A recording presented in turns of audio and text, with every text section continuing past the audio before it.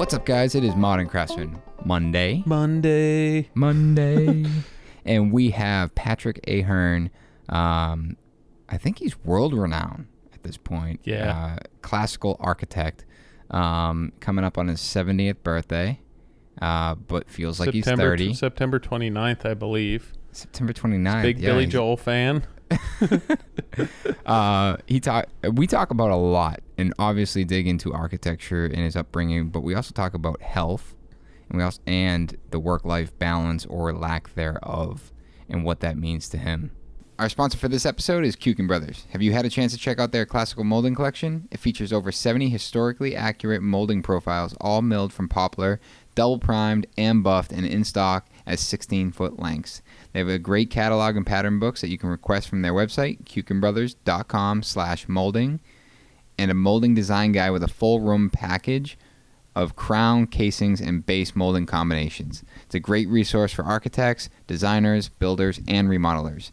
Not too long ago, they expanded their offering to include a modern craftsman collection of profiles, a great option for anyone looking to achieve a modern look with a classical edge. They do ship from their stores in New York and New Jersey direct to job sites anywhere in the U.S. with no minimum order quantity. If you're looking for a change to your molding game, give Ryan a call at 201-652-1912 or visit their website, Kuiken, Kuiken, brothers.com/molding.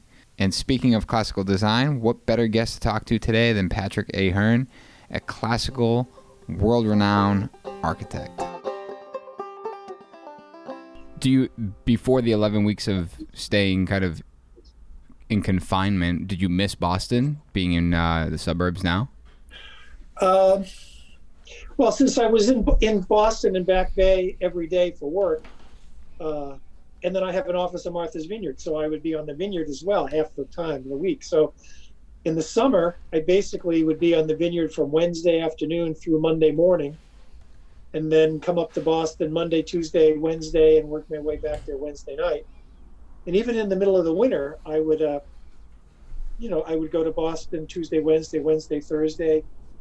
All my hearings, either Concom, ZBA, Historic, are usually on Wednesdays and Thursdays, and I go to the job sites.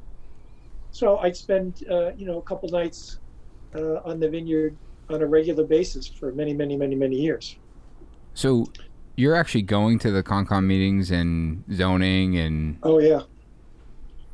Zoning dictates design. So for me, I think why I'm, successful maybe compared to others is that I really become the real estate attorney, the zoning expert, and I never lose, let's put it that way. So I'm tenacious and I represent my clients to the best of my abilities, and if it isn't plan A, there's plan B, there's plan C, plan D, or whatever it may be, but it seems to work.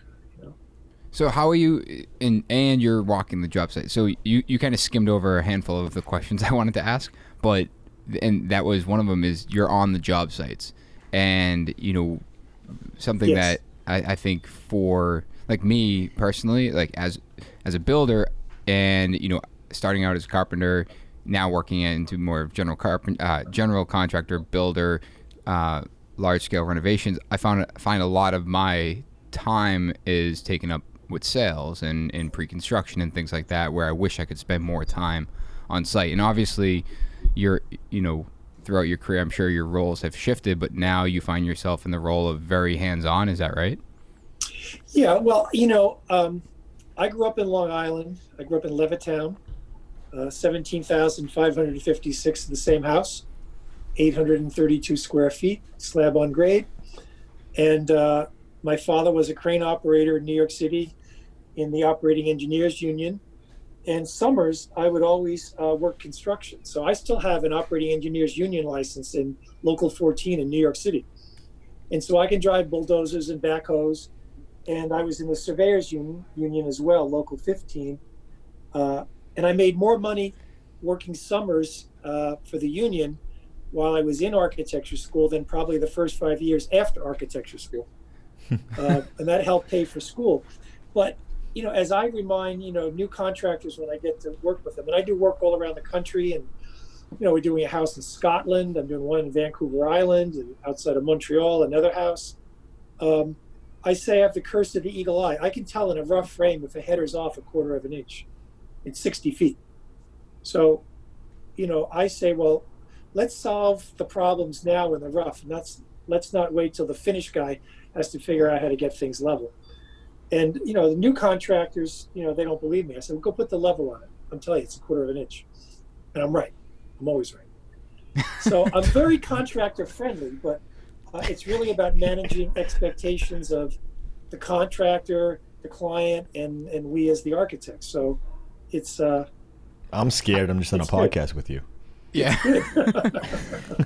So I saw your ceiling immediately. I said, Jesus, a work in progress again. But no, it's fun. And, Well, how do you? I'm a lot older than you guys by a lot. It's my laptop I'm that's be off. 70 years old in September. I don't know how that happened, and I feel like I'm 30.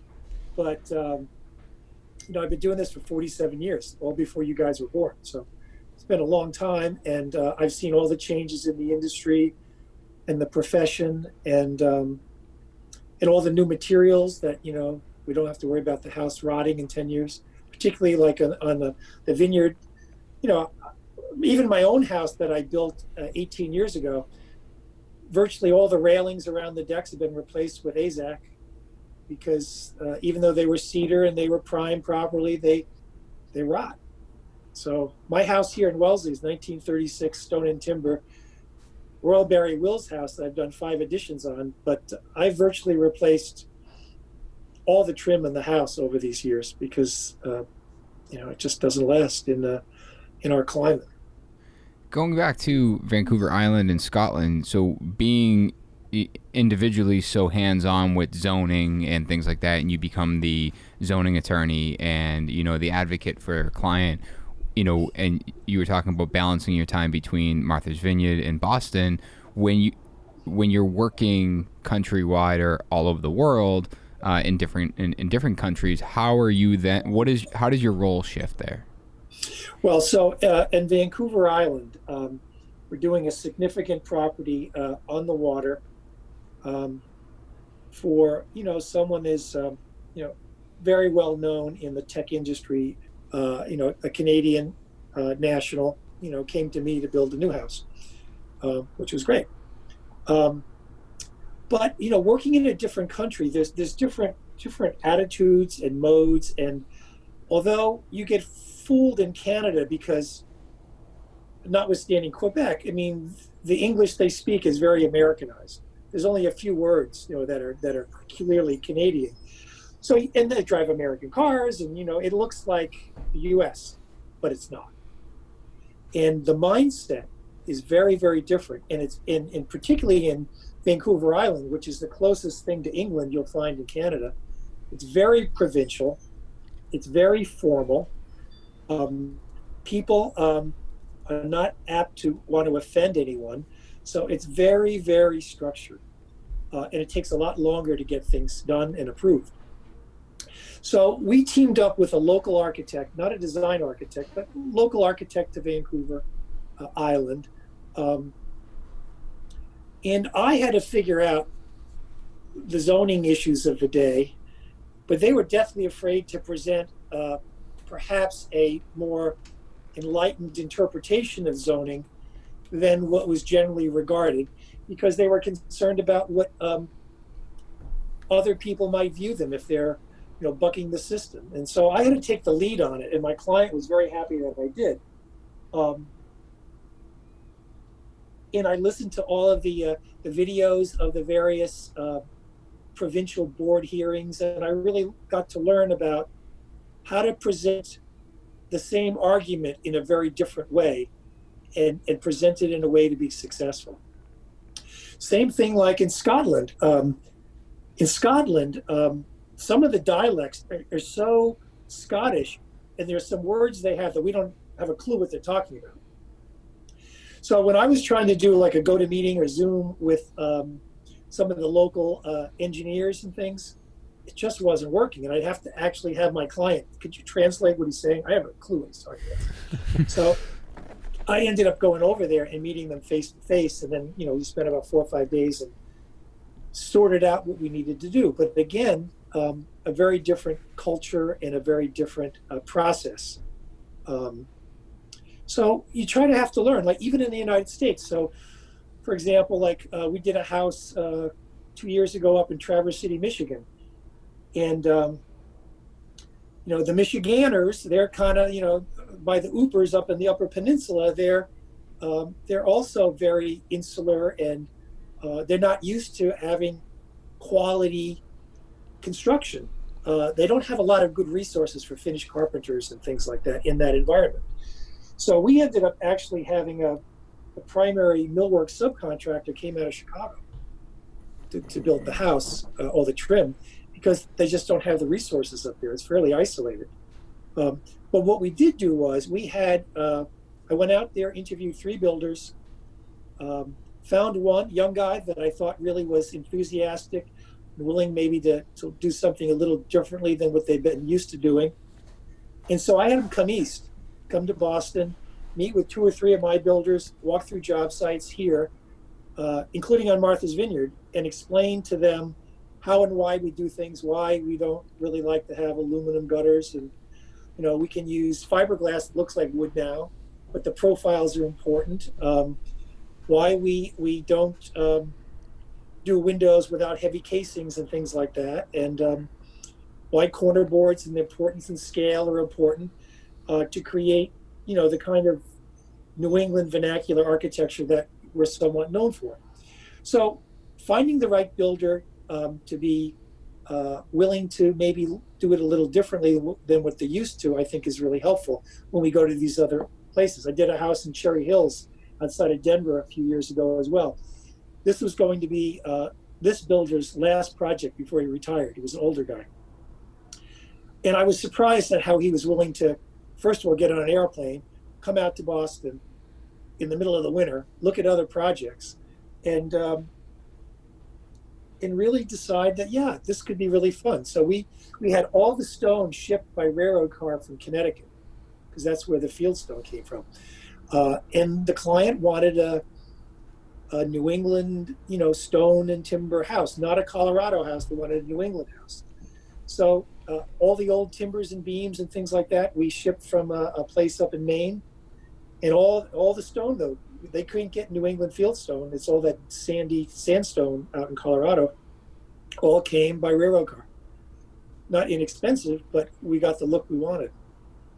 So these are the kind of jobs that, at this point in my career are really fun, because I get to meet, different people and go to new places, and then I think make a nice contribution to not only the client, but the communities that, we get to work in. I like the fact that I feel the same way. Like, I feel like every new client is a new adventure, and then some of the details. Good, the bad, and the ugly. You never know. And I mean, for us, it's you have clients and designers, and that aspect of it. For us, it's like each project we might come upon the client, and then the architect and those guys come to us. So it's a new adventure there to try and execute that type of design or detail that they want to create. Right. To me, the most important thing is to have the builder and the architect see with the same set of eyes. Yeah. Before you start the project, really understand the intent of the documents, really understand the flavor of what we're trying to achieve in the end product. How do you gauge that, Patrick? How do you gauge if the builder is seeing it the same way you are? Well, I usually go look at firsthand, particularly with new builders, I go and look at their work. And I don't really care who is the architect and what the design is. I can look through that. I mean, what are you truly looking for? Are you looking at the finished product, or? Well, I start from the basement and I go look at the boiler room. And does it look like a submarine, or does it look like, a basement? And, how well did the plumber organize all the valves? And is it really, is everything labeled? You open up the circuit breaker panel, is everything labeled to where they go? It gives you an insight into what might be between the walls on a finished house. But it shows me how the subcontractor addressed his trade, which then also speaks well to the general contractor and how they manage the sub-trades. I go look at a wall, and do you have a thermostat here, and then an alarm here, and a plug over here, and well, wait a minute. Or you have a return air grill you step on over the front door, things like that. Or our outlet's a little crooked. How does the millwork come together? If the house is 2 years old, well, it went through a cycle, winter and summer. Did it all peel apart, or did it stay together? How is it jointed together? What's the quality of the paint finish? I like to have my cabinets all hand brushed so they match the trim of the house. I don't want like a kitchen cabinet company come in and like their cabinet from Mars landed in my house. I want it all to be the same. A lot of contractors and other architects really want to focus on the outside and think, well, go, have the client, go to the tile store, have the client go to the plumbing supply place, or go see our kitchen cabinet guy. I don't really want to know about it. So you end up, the cabinets come in, they don't match the trim or the millwork, different profiles. They have their own crown molding over the upper cabinet that doesn't match the crown molding in the house, even though they're supposed to come together. You have a tile person going to sell the client on some fun that has nothing to do with the narrative or the script of the house to be. So our projects, unlike some other architects maybe, we spec everything down to the hinges and the doorknobs. And we'll spend 3 days on the kitchen drawers, like where does the silverware go? So that we know and the client knows at the end of the day, they're going to get a cohesive imagery and look.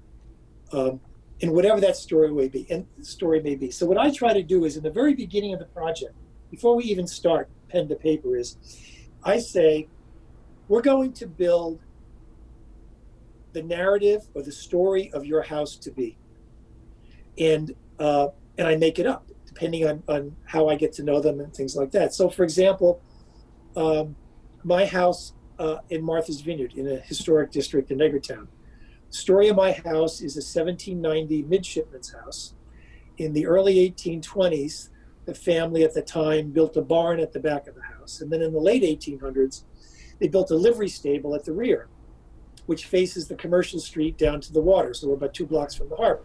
And there were all these blacksmith sheds and things like that back in that period of time. Well, the hurricane in 1938 came through, and the house had been used as a tavern at one time. It was kind of left to ruin, and I came across it, and I lovingly restored it. The tavern room became like a library, dining room combination with a big Rumford fireplace. The barn became a family gathering room with an open kitchen. And the space between the back of the barn and the livery stable, I put a small pool in, so it became this wonderful courtyard. And then the livery stable became a guest house up above with, some of my classic cars down below. And I take clients through and they see the old granite steps and the bubble glass over the door and the beautiful pine floors that are all with the cut nails and so on and so forth. And they just say, I love the way you made the house live for the way people want to live today, but you preserve the patina and it's this wonderful house, blah, blah, blah, blah, blah. And then I tell them the truth. Well, it's 100% brand new.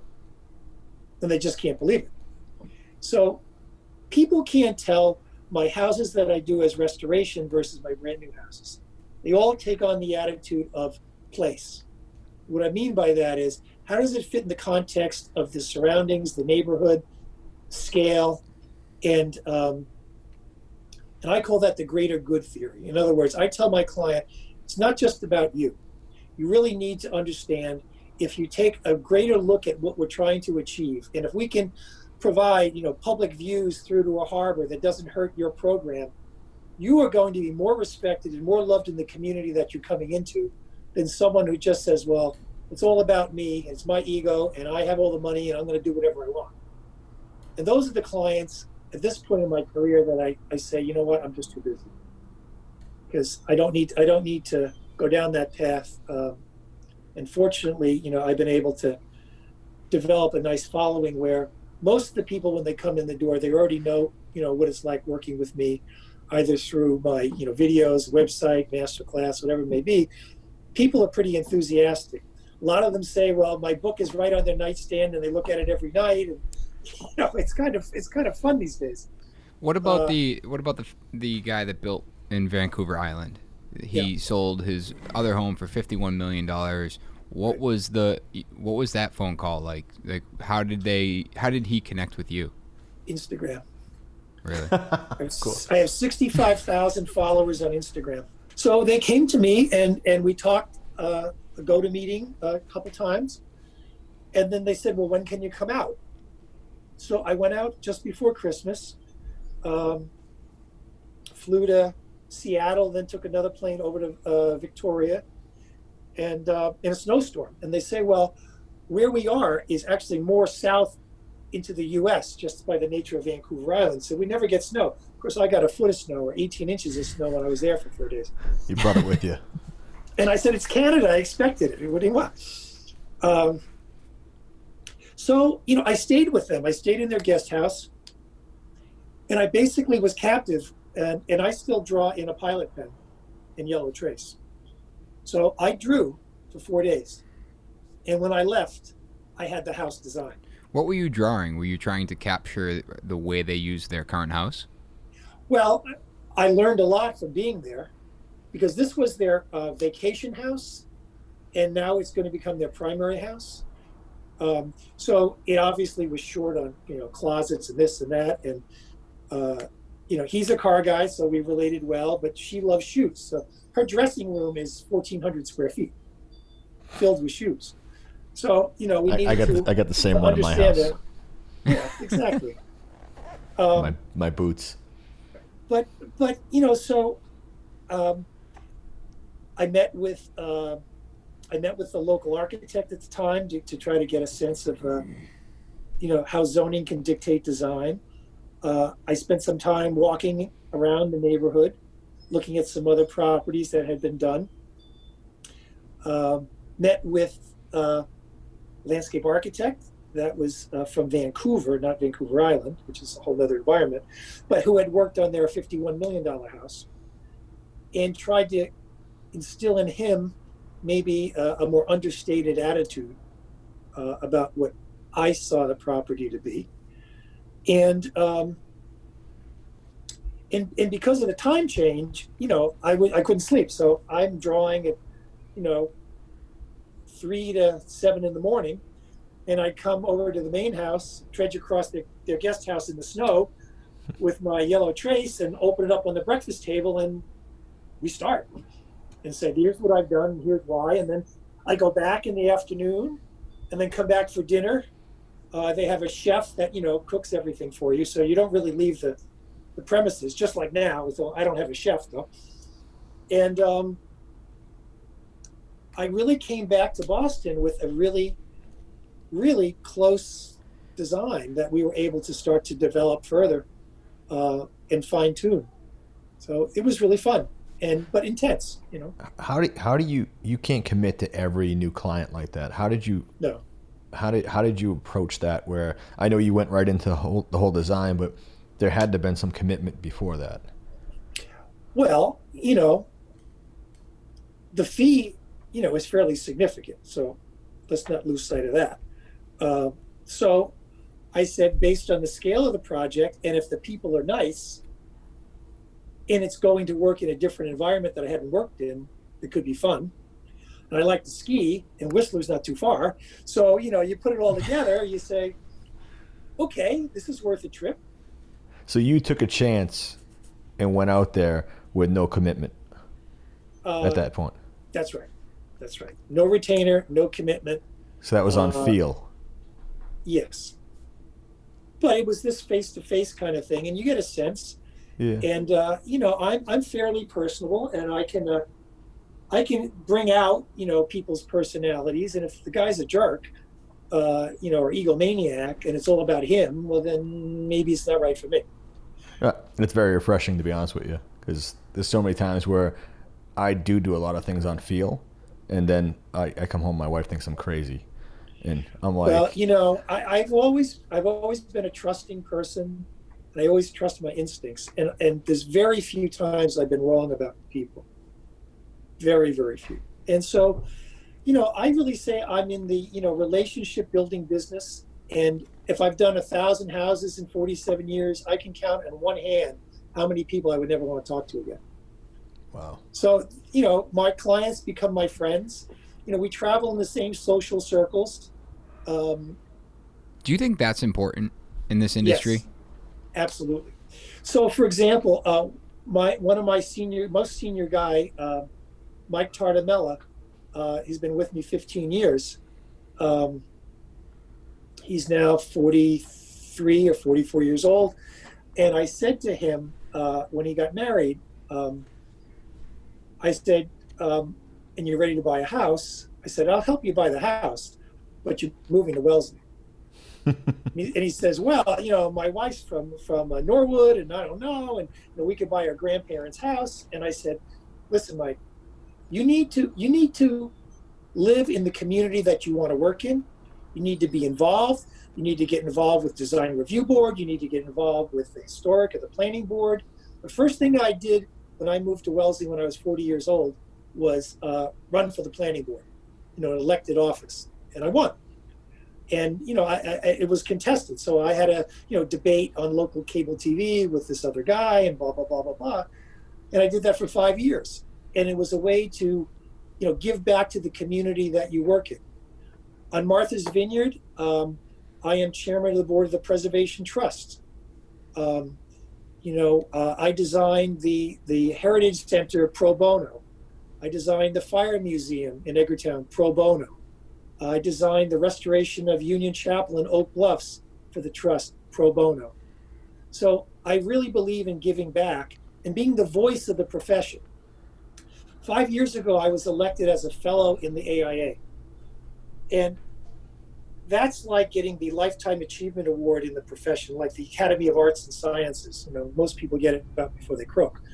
But, there are 100,000 plus AIA registered architects in the United States. There's less than 3,000 fellows. And it's a very long vetting process to become a fellow. I was asked to apply by the Boston Society of Architects, and you basically have to vet your whole career, and you can go in under different categories. You can go in under design, you can go in under teaching or whatever. The hardest category is design, and I went in under that. And you also have to have a sponsor, and then 5 letters of other AIA fellows to recommend you. And so once you submit your whole package, and I, earlier on in my career, I worked for the Architects Collaborative, and Howard Elkis, who unfortunately passed away 2 years ago, he was my mentor when I was at TAC. So he was my sponsor, and he actually had designed the AIA headquarters in Washington, D.C. when he was at TAC, and he was the youngest person ever elected to fellowship in the AIA. So I knew he was an important one. I had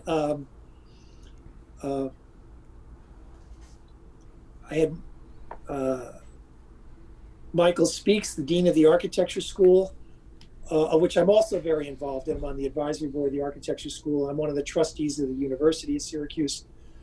And so he wrote a letter of support. I had some other people that one who does a lot of work in China who I knew, he wrote a letter.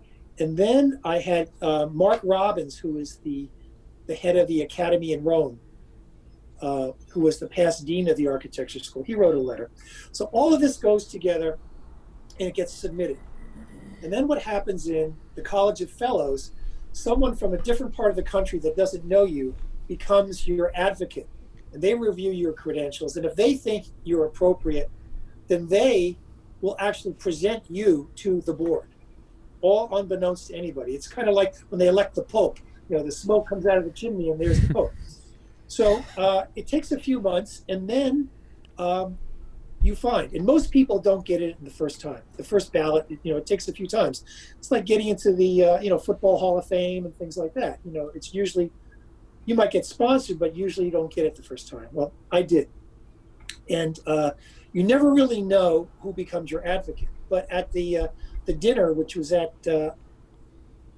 Atlanta at the AIA convention some years ago, They had this big robing thing at Ebenezer Baptist Church where Martin Luther King used to preach, which is kind of cool. And then this big black tie dinner at the John Portman Hotel, the Hyatt, that has the restaurant that spins in the top, done in the early 80s, 70s. So this woman comes over to me and she says, "You're Patrick Ahearn." I said, "Yeah." And I'm sitting there with my wife and my sister who works for me and my daughter. And she says, "Well, I was your sponsor. I mean, I was your advocate. And I was not supposed to tell you that, but I was very happy to have you elevated, and great work." So I really take my profession really seriously about what architects can do to help society and how we can improve people's lives. And I think it's important. You know, there are people that practice architecture without a license. They call themselves architects in the communities I work in Cohasset and Chatham. I won't name people. And it's still, no, first of all, it's illegal. You should go to jail. But some people think they can do that. And it really brings the profession down. And well, it's it's similar to a builder, like a builder yeah, if you building don't have without a license, how many right? guys do you know, they rely on the license of maybe their lead carpenter, but the principal in the firm doesn't have a license? Right. I know a number of people like that. Sure. They're business people that own the construction company, but they themselves are not licensed builders. Right. You know, there's another architect that I compete with in a couple markets. One of his partners, the lead principal who runs his office at Martha's Vineyard, doesn't have a license, didn't pass the exam, legally can't call himself an architect, but yet alone, you know, he's referred to as that in the community, and I find it offensive. So, you know, you go to school for, like in my time, architecture school, 5-year undergraduate program. My draft number was 23. This was in the 70s. So I went to graduate school. So I went to school for 6.5 years. Then I had an intern for 3 years before you could take the licensing exam. In my time, you had to pass all 7 parts in one sitting, or wait a whole nother year to take it all over again. So it's a big process, a big vetting process. It was a 9-year event before I could finally call myself an architect and make half the money that I was making, you know, in construction. When did you realize that you wanted to kind of go the direction you did with traditional design? Was that right out of the door? Well, no. So I went to architecture school in 1968, and you know, I was trained as a modernist, and that's what we did back then. This is before the era of, you know, Robert Stern reinventing the shingle style and all of that stuff. These were the, you know, the modern beach houses in the Hamptons and all kind of the Bauhaus approach.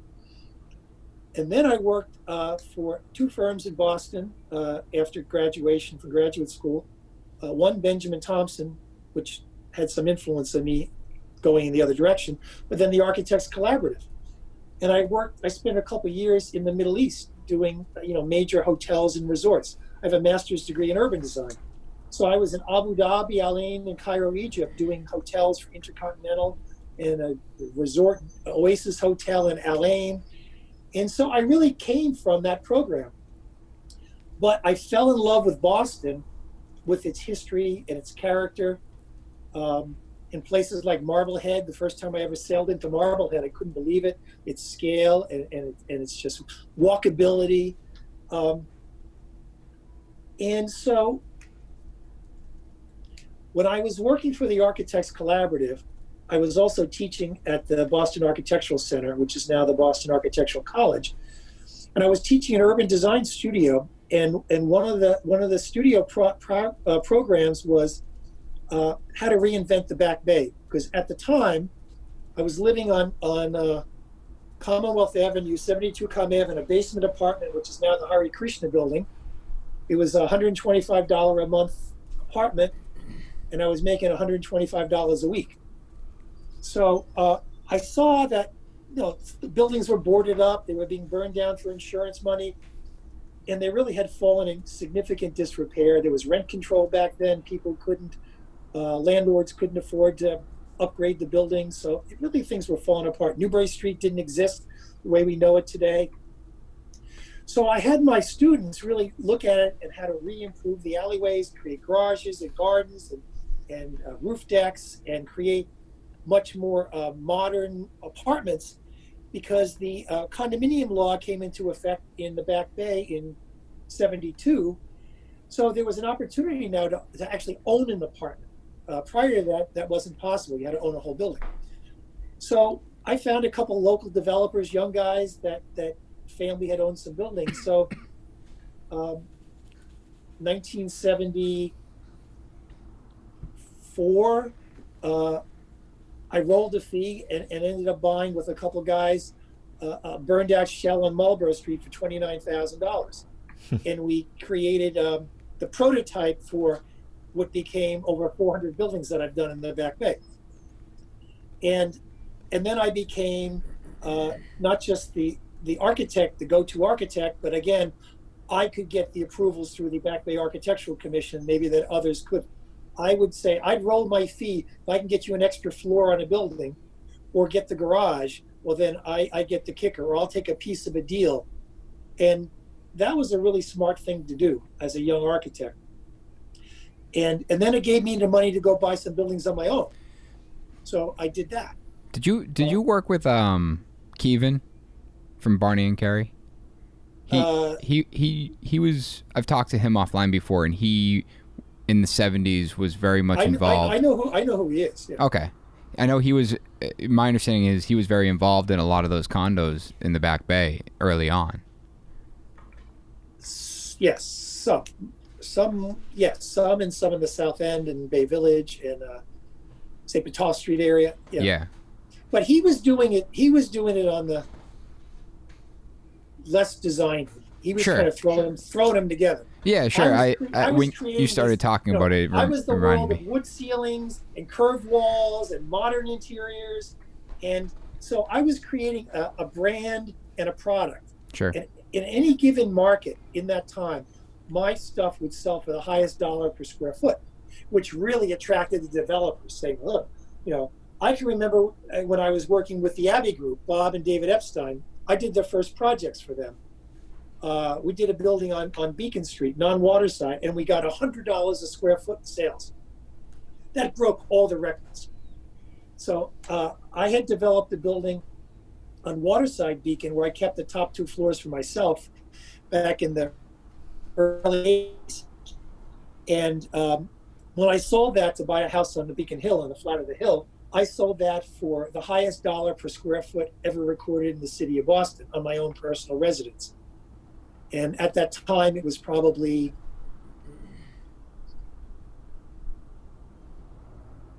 about $800 a square foot in the like 80s. I'll tell you when it was, in 1986. So it took a long time for that to be matched again. I was always interested in brand building.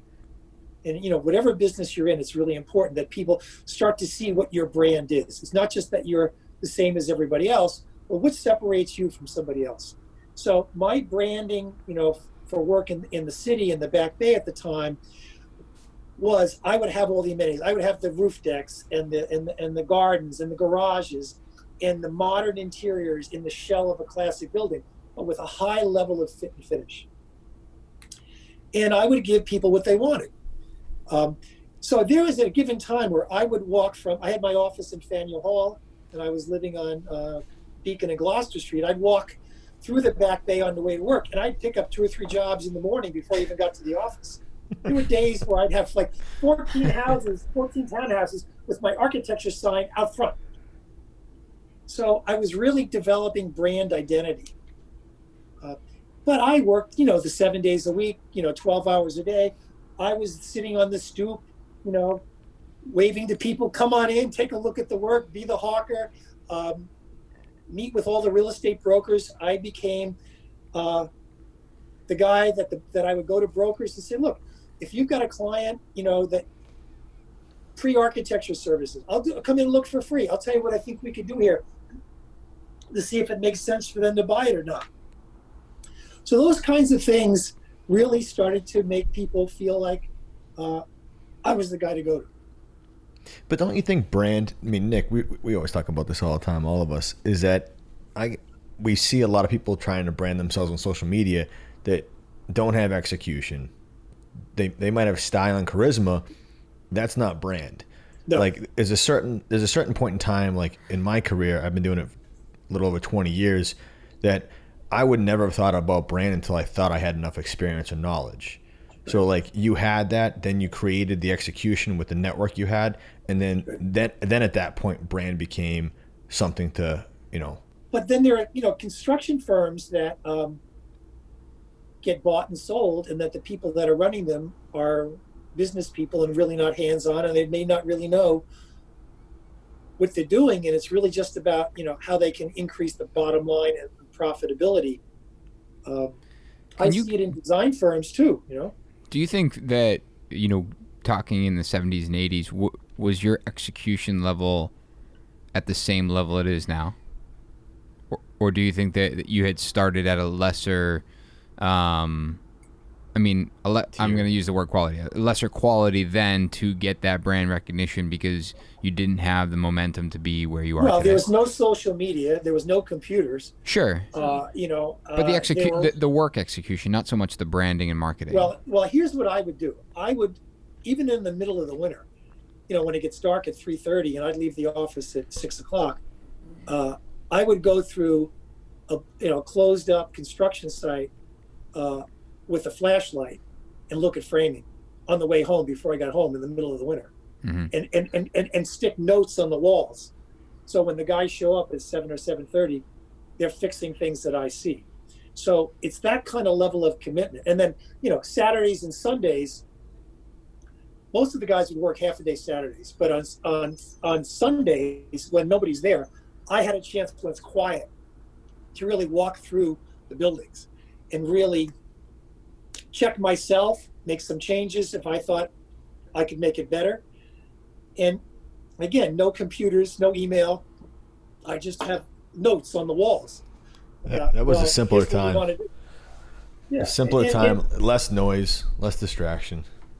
Well, yeah, and also you could buy more time. I mean, this is before FedEx even. So, if you snail mail your drawings to a client and it's going to take a week to get there, you got a week to kind of fix them up before you get on the phone. So right now, everything is instant. It's like what we're doing now. Everything is instant.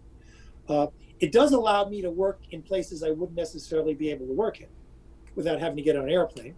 So I find that that's helpful. But, at this point in my career, I really try to, for the people in the office, we've got 17 people, in the office. Most have been with me, 15 years or so.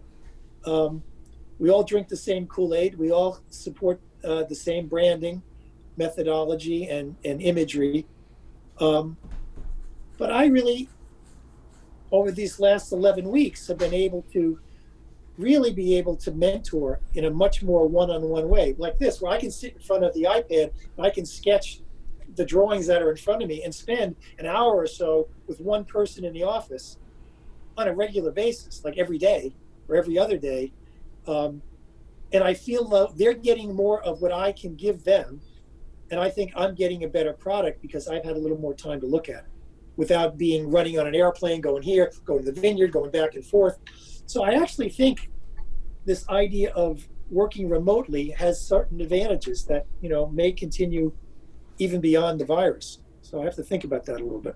Speaking towards efficiency, less travel, less, driving to a meeting, having an hour meeting, driving back to the office. Right. And it's wearing. It's mentally wearing. And then, the whole thing with the cell phone and constantly talking on the phone while you're driving and then going back and then doing, I get 100 emails a day on any given day. And then, I always try to return every email from the same day that it comes in. It's exhausting. I get up at 5. I usually, before the virus, I'd leave the house by 6. I go to a few job sites before I would go to the office, if they're local. Go to the office. I don't take lunch, and I usually didn't leave the office until 7:30. Get home at 8 o'clock, grab something to eat, and get to bed by 9:30. This is every day. This is your life now. Like before the virus. Yes, And how long have you been doing that? 47 years. All right, so I'm good. Yeah, right. I'm always worried I'm not going to be able to do it for that long. Yeah. And Well, that at some point it's got to slow down, but well, so I had a little epiphany about 6 years ago. I'm Irish and German, and I love beer. And I went to my doctor for a regular every 5-year colonoscopy, and they connect you up and everything else. And all the bells went off and said, well, you have a heart issue. I said, what are you talking about? I don't have any heart issues. And turned out that I had AFib, but I didn't know it. I had no symptoms. So I went to the doctor and I said, well, how do you get AFib? And he says, well, there are 3 barometers, alcohol, caffeine, and stress. I said, well, so he told me about your lifestyle. I said, well, Alcohol, I don't drink caffeine, coffee, but I'd have 2 Diet Cokes to wake up in the morning when I'm brushing my teeth. Diet Cokes by day, a couple of beers with the guys in the office. And I come home, having a couple of beers, go through the mail. There's a beach beer, there's a ski beer, there's a beer, there's Oktoberfest, there's beer. I love beer. And he says, well, you can't do that. I said, well, why not? He says, well, you could have 2 beers. I said, okay, but not more than 5 a week. I said, come on, that's ridiculous. So it was the Jewish doctor. I said, well, if I went to the Irish doctor, would I get a different opinion? He says, no. So I walked out of his office. got a beer. About a 5-pack. No. I walked out of his office 5-pack? 6.5 years ago. I've never had a beer again. I bought it, and he said, you should exercise. So I went out to Sears when there was still Sears. I bought a rowing machine and a treadmill. I went to his office a year later. My cholesterol went from 206 to 132.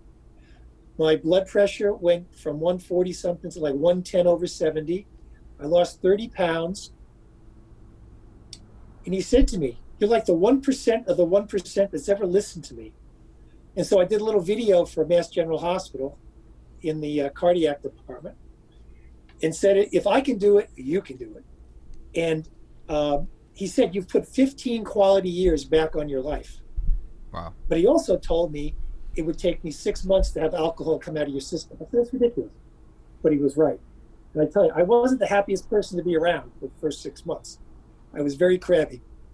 But I never cheated, and I did it. And for me, it was the best thing I ever did.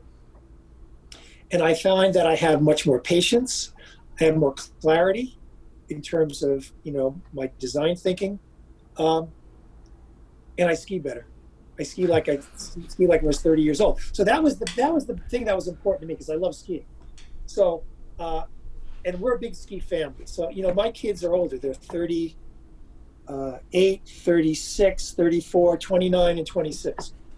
And my 29-year-old daughter is phenomenal skier. She skis frontwards and backwards as fast as anything. She used to do ski ballet and stuff like that. And so after I kind of changed myself around and we went out to Park City together, father-daughter ski trip, and I was like cranking it hard.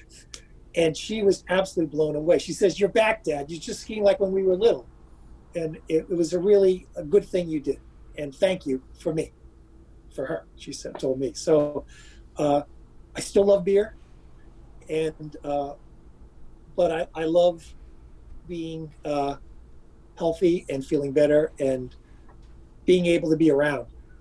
And as I said, in September I'm going to be 70. And I don't know how that happened because I certainly don't feel it. And that's kind of just the message for me. I don't suggest it to everybody, but for me, that was the best thing I did. It's funny because I'm 34 now. When I was 23, I stopped drinking. I have anxiety issues my entire life, and I felt as though I was kind of half-heartedly making an effort at getting my anxiety under control, but was still going out, socializing, drinking, and I felt like it was contributing to my anxiety. So I stopped drinking when I was 23, and unless somebody has done it, you don't realize the effect that it has on your life. And Right. Initially, just health. I lost weight, I felt better, and then you do gain a huge clarity from it. You gain a freedom from it, everything else. But it was and still is to this day one of the best decisions I've made in my life, for myself, for my family, and everything else. And I feel, and it was fun and I enjoy it, but it's not like I miss it on a daily basis. It's not something that I wish I would revert back to, and it's not something that, I wish my life had that in it. But the pros of not drinking, the pros of being able to focus on certain things and not having that in my life it was definitely one of the best decisions I've made. And it's hard. People don't understand unless you do. I agree with you. And, for me, even with the relationship, with my wife, and, we've been together 30, long time. And it's, relationships are complicated enough as they are, under normal circumstances. And I go to all the cocktail parties still, and I'm having my cranberry juice and lime, and it doesn't bother me in the least. And I have no interest and no craving or anything, and I don't miss it. Yeah. Which is really nice. And I also, since I love cars and I love to drive, I never have to worry about, getting pulled over either. It's funny. I do remember, it was right towards the tail end of college and everything else, and thinking, there's never going to be a night where I can't go pick somebody up, or I can't get in my car, or I have to go to work the next day, or, even as far as the wind down at the end of the day, where, okay, you're going to wind down, but what are you winding down from? And then you start kind of looking into things in your life, like why do I need this? What can I change that I don't need this? And there's a ton of little things that kind of come from it that you don't really get, and you don't comprehend or even foresee that until it happens. And I think that's part of the clarity there. Right. So, like I said, I still love beer, and I love the social aspect of it. I love going to Oktoberfest in Munich, and my mother was from Heidelberg. My great grandfather was the Burgermeister, the mayor of Heidelberg at one time. And so, I have this rich German structure and organization, and, like all the labels in my refrigerator, when my wife goes to the vineyard for the summer, I line up just to make me happy. Is that a German thing? Detail. That's a German thing? It's the German thing. Structure, organization, work ethic. It doesn't come from the Irish, I can tell you that. It comes from the German side. So, Patrick, did you reevaluate anything else besides your health, like your work-life balance, when that situation happened, when you were diagnosed with AFib? Well, yeah, because, I was 64 years old at the time. My father died when he was 69. Started thinking about that. Started thinking about, my younger kids. They were like 20 and 23. And I really started to say, well, we're not going to live forever, and so how do I want to spend it? And, what do I want to do? And, I never plan on ever retiring. This is who I am, and this is what I do. And I really said, you know what? I can do it better if I have the clarity. Because the stress of multiple clients, the travel, the this, the that,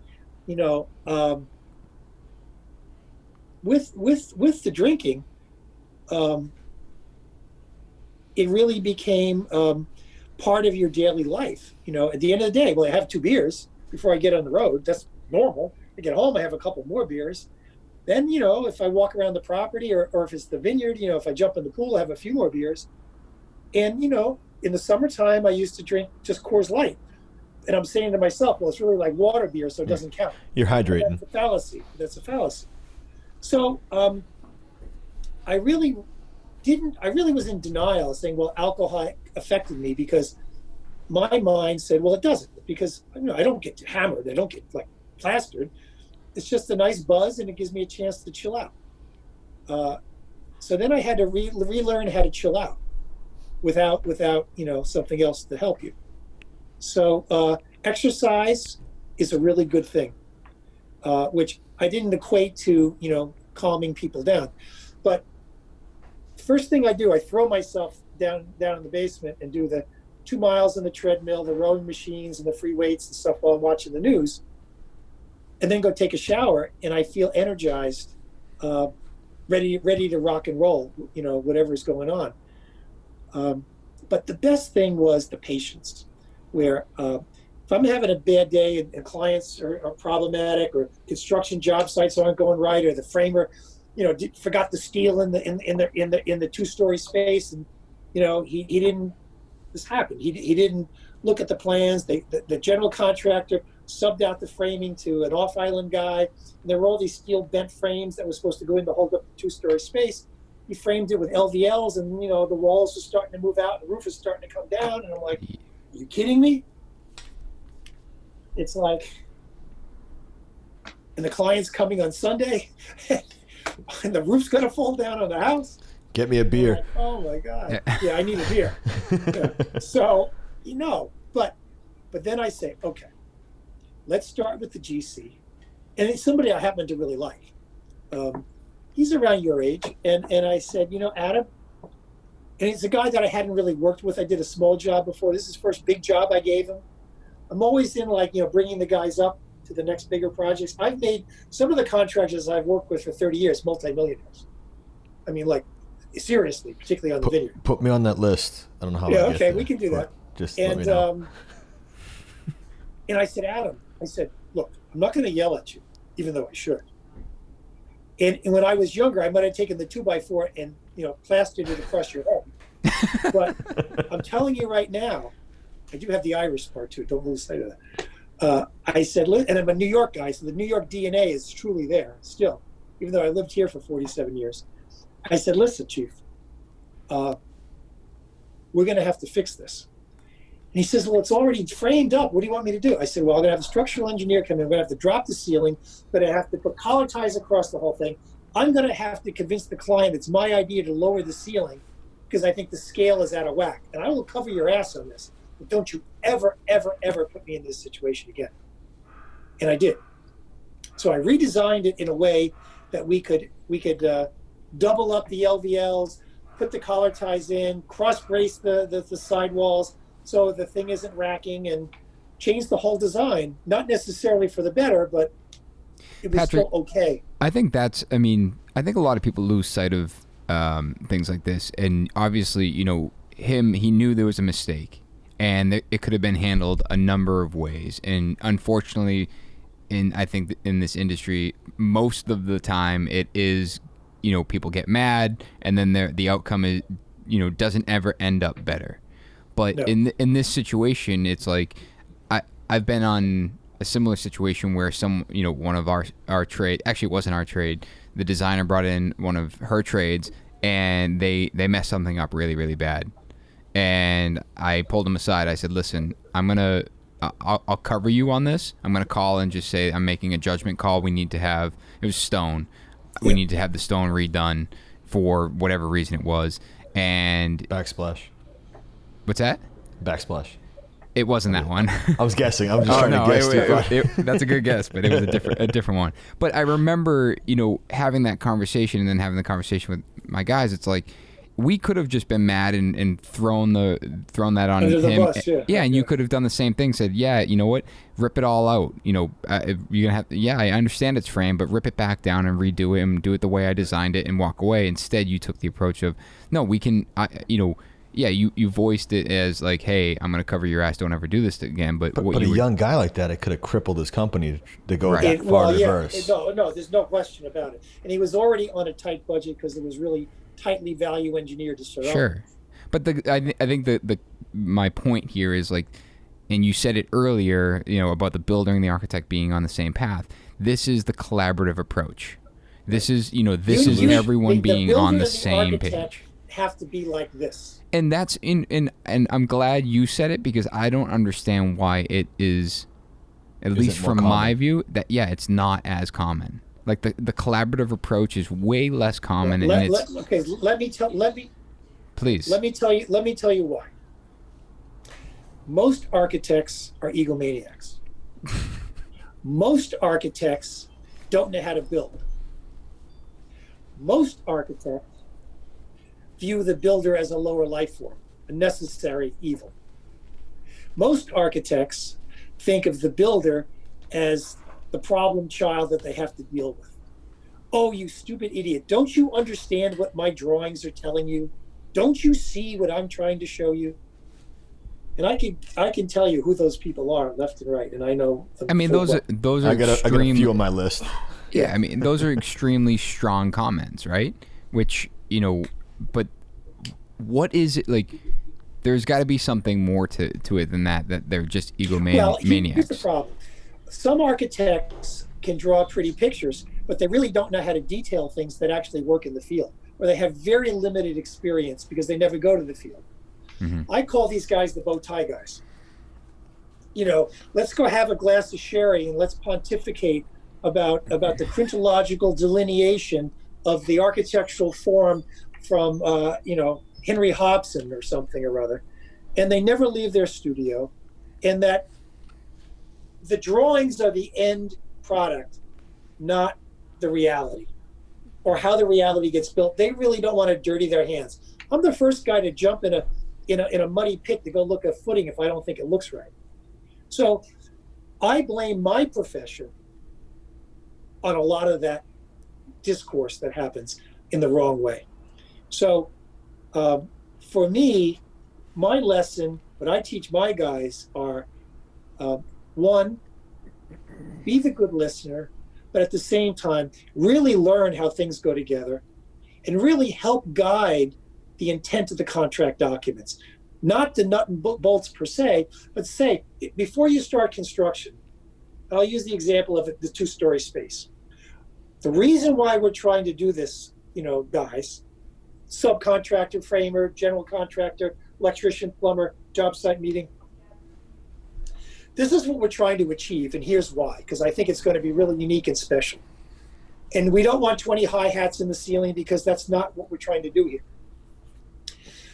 We also want to make sure that that we don't pad down the ceiling in a way that's going to clip the windows in the dormer that are floating in the ceiling. And here's how we've detailed this to be a certain way. So it's not just what's on the drawings, but I want to explain to them before we start the process, and even during our weekly job meetings, let's go back to the novel and the script. We want this to feel like it's an old house in the material. So how do we make that happen, even in the finish? So what can we do to tell and reinforce the story of the house? So how can you guys buy into that? And what is it in your trade that can help us with that? So like, for example, if we want to put all the electric outlets in the baseboard horizontally, so if we're having wainscoting, we don't have to worry about outlets not being centered in a panel because we haven't laid out all the panels yet. Now, it's a little more work in the finish to deal with the electric duplexes in the baseboard, but it frees us architecturally how to lay out the panels where we may not be sure if we're going to go full height panels or wainscoting or not because the client may not have made a decision yet. So let's think in advance about things that we can do to give us some flexibility. So I spend a lot of time in the field, not just answering questions about what's on the drawings, but continually telling and reinforcing the story of what we're trying to achieve. Now, I just did a modern house on the Vineyard in Chilmark, which is going to totally shock people because people think I just do traditional houses and blah, blah, blah, blah, blah. And this is a slate roof, stucco house, kind of a European modern house, almost Bauhaus-like. That's spectacular. The people have been in it now since the virus. The sod went in last week and we just took some quick shots. It's an unbelievable house on 11 acres in Chilmark. And a separate barn carriage house also in the same idiom. This is going to blow people away. But this is a very complicated machine-like house to build. The stairs are all out of stainless steel. I mean, and it's like a machine. Not inexpensive, but that's what the client wanted. So the client interviewed 4 architects. He happens to live in Wellesley, and I knew him peripherally when his daughter and my youngest were on the sailing team together at Wellesley High School. And we were family sponsors. We helped, get the sailboats for the team and stuff like that when they brought the sailing team back. So I knew him vaguely. He's a lot younger than I am, but he interviewed with me, and he was telling me about what he wanted to do a modern house. And I said, well, why are you talking to me? That's not typically what I do. And he says, but I like the way you think. I said, okay. So he interviewed 3 other architects, and then he kept coming back to me. And after my 4th interview, I said, please, just hire Mark Hutker. Just hire him. If you get him, you're going to get what you want. And that's exactly who I thought. I'm not doing any more of these interviews. I'm done. So he says to me, look, I will pay you a retainer to do a design. And if we don't like it, you keep the retainer and we'll go somewhere else. And I said, well, okay, now the gauntlet's been put down, the challenge. And I said, so let's have a conversation about what you think is a modern house. What do you define modern as? I said, I'm not doing a flat roof house in Chilmar. I'll tell you that right now. Plus the zoning wouldn't allow it. We'd end up with an 18-foot tall house because I know the zoning really well. So let's talk about that. So I did one sketch, and that's what's actually been built. It took 2 years, but it's efficient. That's efficiency. It's a phenomenal house, and I think it's going to blow everybody's mind when it gets published and goes public, because it's something different. Now I'm doing a second modern house for a long-term client in Newton that just they dug the hole yesterday to start the foundation. So I don't have a particular style, but the market living in New England, speaks well to, traditional houses. And I've done so many houses in the community that I live in. In Edgartown, I've done 200 houses in 12 blocks. I've done the whole town of Edgartown over 30 years. You could probably rename it at this point, couldn't you? Well, there was an article in Martha's Vineyard magazine a few years ago that said, and I was on the cover, and it was a big article expose on me. It said, from Levittown to Edgartown, an architect's journey. And they kind of talked about that. But in Wellesley alone, I'm in Wellesley Farms, as you know, and my neighborhood alone, I've probably done 100 houses. It's kind of funny when you pull through certain neighborhoods, there's like a cluster of your homes. Yes. Every time I drive, I'm like, that Patrick's been here. People can tell. Yes, you can. It's all about scale. It's about solid to void relationships. It's about materials. And, some architects, which shall remain nameless, but if the zoning is 35 or 36 feet, their mantra is build to 36 feet. Mm-hmm. Most of my houses are 26 feet tall because it's a more intimate scale. And I do some tricks like set the floor joist into the foundation rather than on top. So I can give you a 9-foot first floor ceiling height, but don't have the volume, not the builder box look, So I figured out ways to create a house that's intimate in scale and romantic and so on, but still gives people what they want today. The average age of my client today is probably 42 years old. And they want indoor outdoor living, and they want the fire pit, or they want the outdoor porch with the fireplace. They want the big open kitchen, but they don't want the great room thing anymore. Nobody wants that anymore. They really don't even need a living room. It might just be a small parlor. It may not even have a dining room anymore. Mm-hmm. Bedrooms don't have to be that big anymore. They want the house to look understated. The days of Gordon Gekko and Wall Street are over. They may make the same money, but they don't need to show it and wear it. Unless, of course, you live in Weston, then you still wear it. This is awesome. So it's true. It's true. So, the people that come to me that want that may go to somebody else because they want the other. I did a really big house on Wachusett in Wellesley a few years ago. That's, 20,000 square feet. Underground basketball court underneath the garage. It's on 3 acres.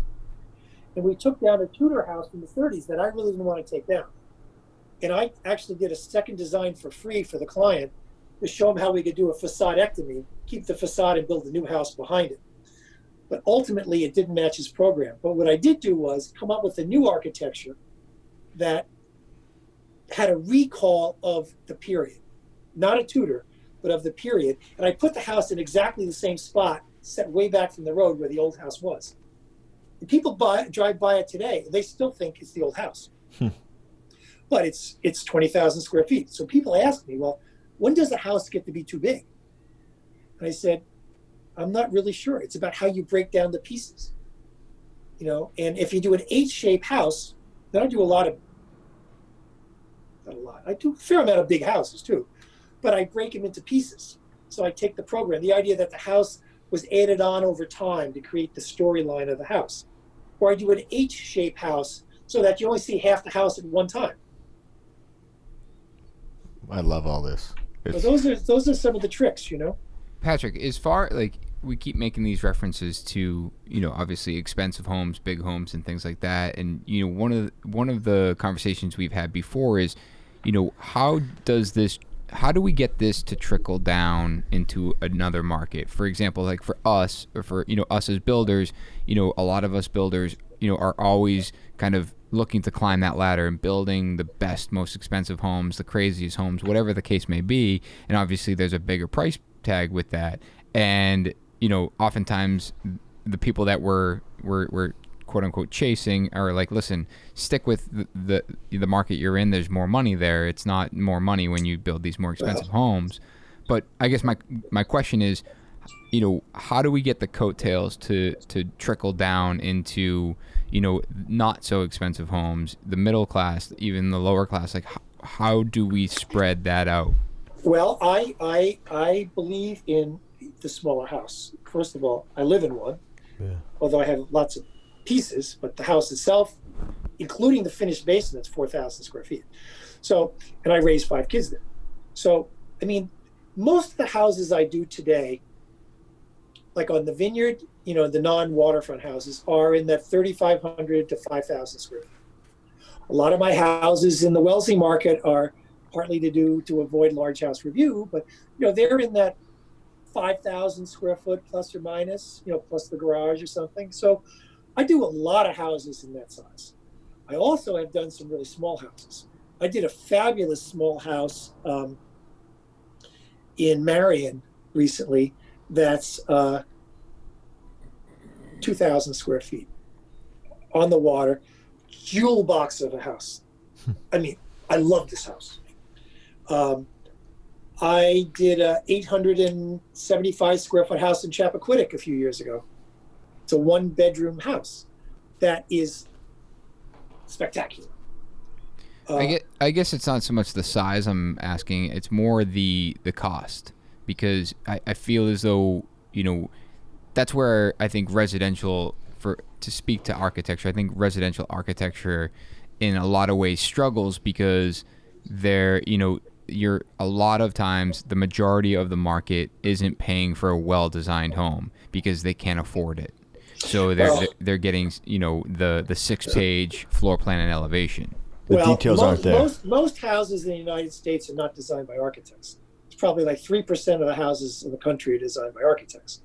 So the problem is you get the spec builder house, which is a plan that somebody bought in Iowa for $300 and it's been changed around about 18 times. And you look at the neighborhoods, and I'll use Wellesley as an example, because I just happened to, in my quarantine here, I'm going to take heat for this right now. On a Sunday, drive around just in one of my old cars just to give me something to do. And you go over to like the Cliff Abbott area, which was all Porter Colonials from the 50s. And all these houses have been torn down, one after another, and there's just these builder boxes thrown up, towering over these Porter Colonials. And they're terrible. And it's single-handedly changing the character of a whole town, and not for the good. And the quality and the workmanship is terrible.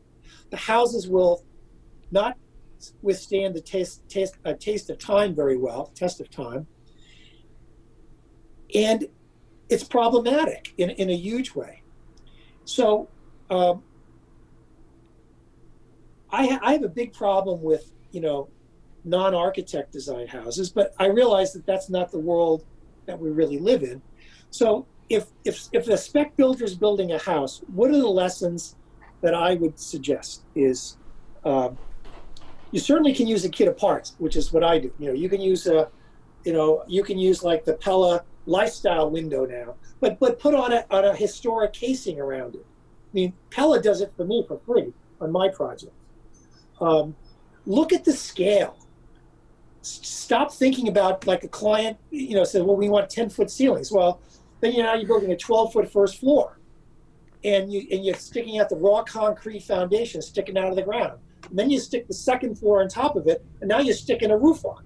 All of a sudden, you're 35 feet tall. Well, we're allowed to build 35 feet tall. And let's spend all the money on the front, and then the sides are basically nothing. And there's no trim, there's no detail. The windows and proportions are wrong.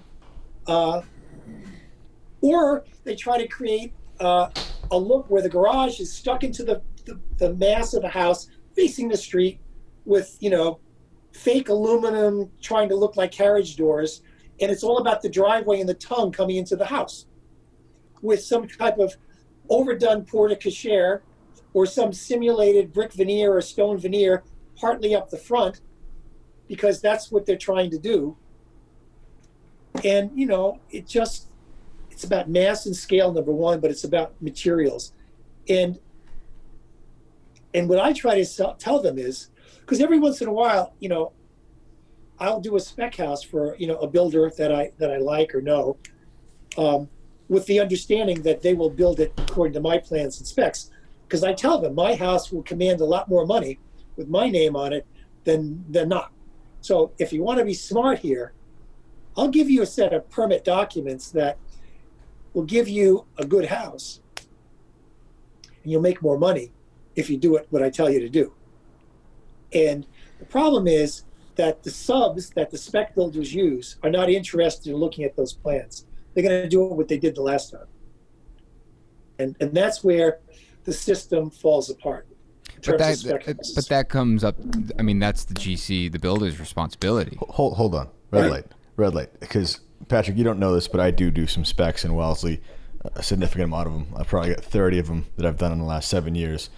So I'm probably beat red right now because I was worried you're going to name one of my streets that I currently have. Okay. But I think. So tell me about your approach to spec houses then. Well, actually, one of the things I want to bring up, because we've talked about subs and the details and that stuff, but I also want to talk about the town of Wellesley in general, that they have kind of set requirements and put blinders on where when you have to build a certain way, it's, and honestly, the mafia, I call it, the real estate agents, have set these parameters that it's really hard to build a really good designed home that would make sense, where if you want a different roof line to dip down, it would impact a bedroom that would then, a real estate agent would then say, hey, it's too small. Or you're over 5 feet for your attic height that then counts against your square footage, or your garage counts. There's so many parameters that make it really hard to build something with lots of character. Well, I've done probably, I don't know, a dozen spec houses for Peter Fallon over the years, as an example, including the house he lives in. I am a walking expert on Wellesley zoning and TLAG and large house review. And I did all the first house. The first house that went to large house review was the one on Wachusett that I mentioned. The second one we did on Valley Road. I did a spec house on Martha's Vineyard, expensive spec house, but a spec house on the harbor. And I put the master bedroom in, quote, the lower level, because the land dropped down. And all the brokers thought I lost my mind. Patrick is putting the master bedroom in the basement. What is wrong with him? Telling the builder developer, we can never sell this house. This will never work. And so he comes back to me, and this is a big deal for him. He says, we got to change it. The brokers say it's not going to work. I said, Norman? Isn't that crazy? How much? I said, Norman, who do you trust? Trust. You gotta trust me, and I'm the one who's made you a multimillionaire, or you gotta trust them. I said, trust me. The land drops down. So the whole master bedroom's on a lower level, which is equal with the yard. We put a pool and cabana in, looks out at the harbor, wonderful, tub in the master bath, looking right out at the water. Sold the house for $23 million. Oh my God. Okay? So. Oh my gosh. The lesson is. I mean, now I can understand why it was so risky. John, what I would say to you is, if a big chunk of your practice is spec houses, I would just offer some of my time to review the kind of things you're building and offer you some commentary on maybe some other ways in which you can do something that actually might generate more profit for you, and probably, in terms of that greater good theory, maybe more appropriate for the streetscape that you're working in.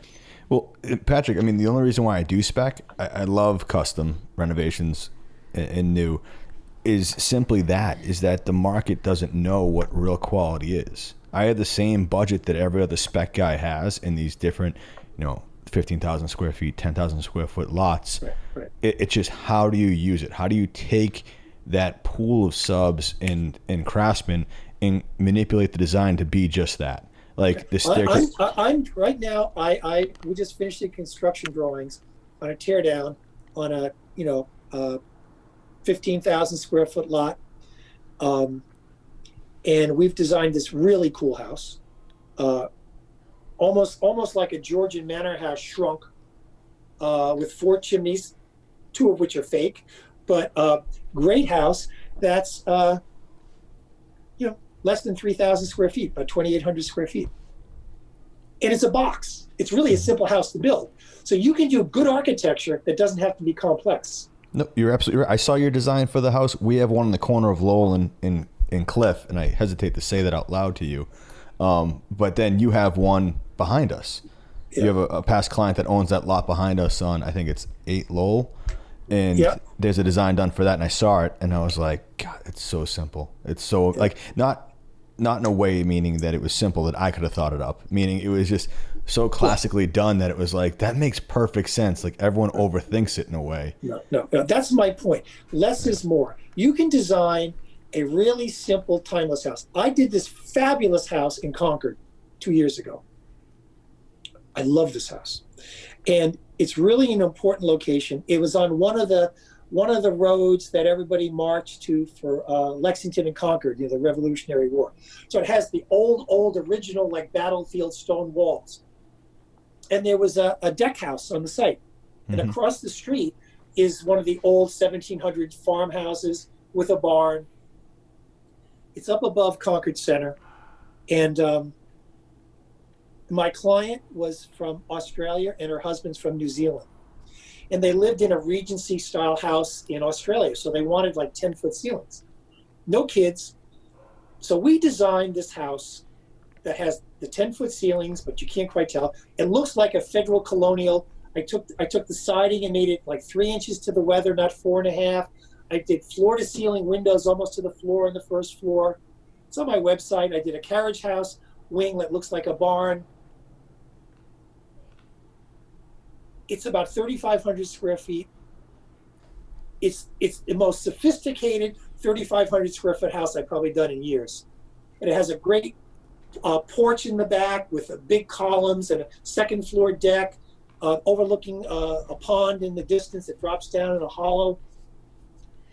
And so when 2 Thanksgivings ago, when her whole extended family and his family came from New Zealand and Australia for like a month stay for Thanksgiving and Christmas, they knew they had just done a new house, or done a house. Didn't know if it was renovation or not. And our whole family's coming in saying, "Oh, I love the way you've restored this house. Oh my God, what did it look like when you started?" It's all brand new. And that's a house that is so easy to build. It's a house, as I say, it has legs. So I'm doing a house in Darien, Connecticut that's a version of this right now. So, the way I can make some money is I have a few drawer pulls, I can say, I'm going to pull it out of the drawer and I can modify this, this, and this, and we're going to go build it. I'd say you have a few. I have a few. Again, for 47 years, I got a lot of deep drawers. And I really have a good memory about it. I can call them up in cadence, which is no different than what Royal Barry Wills did, when he built my neighborhood here in the farms. He probably did 100 and some houses, in the farms in the 30s and 40s. There's lots of ways to make money in the industry. And to me, it's always come down to scale. And it's about people today are looking for, after 9/11, it was a lot of hearth and home, particularly vacation homes. People wanted to escape the cities, didn't know what the world was going to do. I think we're experiencing some of that now. In the last 10 weeks, I've gotten 33 calls for new projects, potentially, and people saying, geez, I can't stand my house. Now that I've been here for 10 weeks, I can't stand it. Or I need to do this. Or, gee, I really want to do that house now because, I want to take my vacation house and make it my primary house. I'm selling my place in the city, and I love Orleans, and I love my beach house, but I can't live in it. There's no closets, and, it's falling apart. There was a call yesterday overlooking Nauset Beach. It was our summer house for the last 30 years, but either we should tear it down or radically change it. So please come. So I think we are actually in a really good business mode. The banks are fine. The stock market's fine.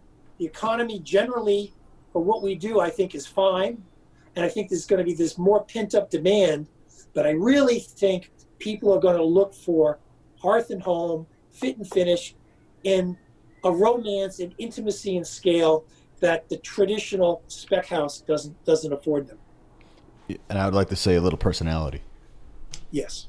Yeah. Well, and it doesn't have to be just classic architecture. I mean, you can do a modern house that's romantic. I just did one. I know. Mm-hmm. In different towns have different attitudes.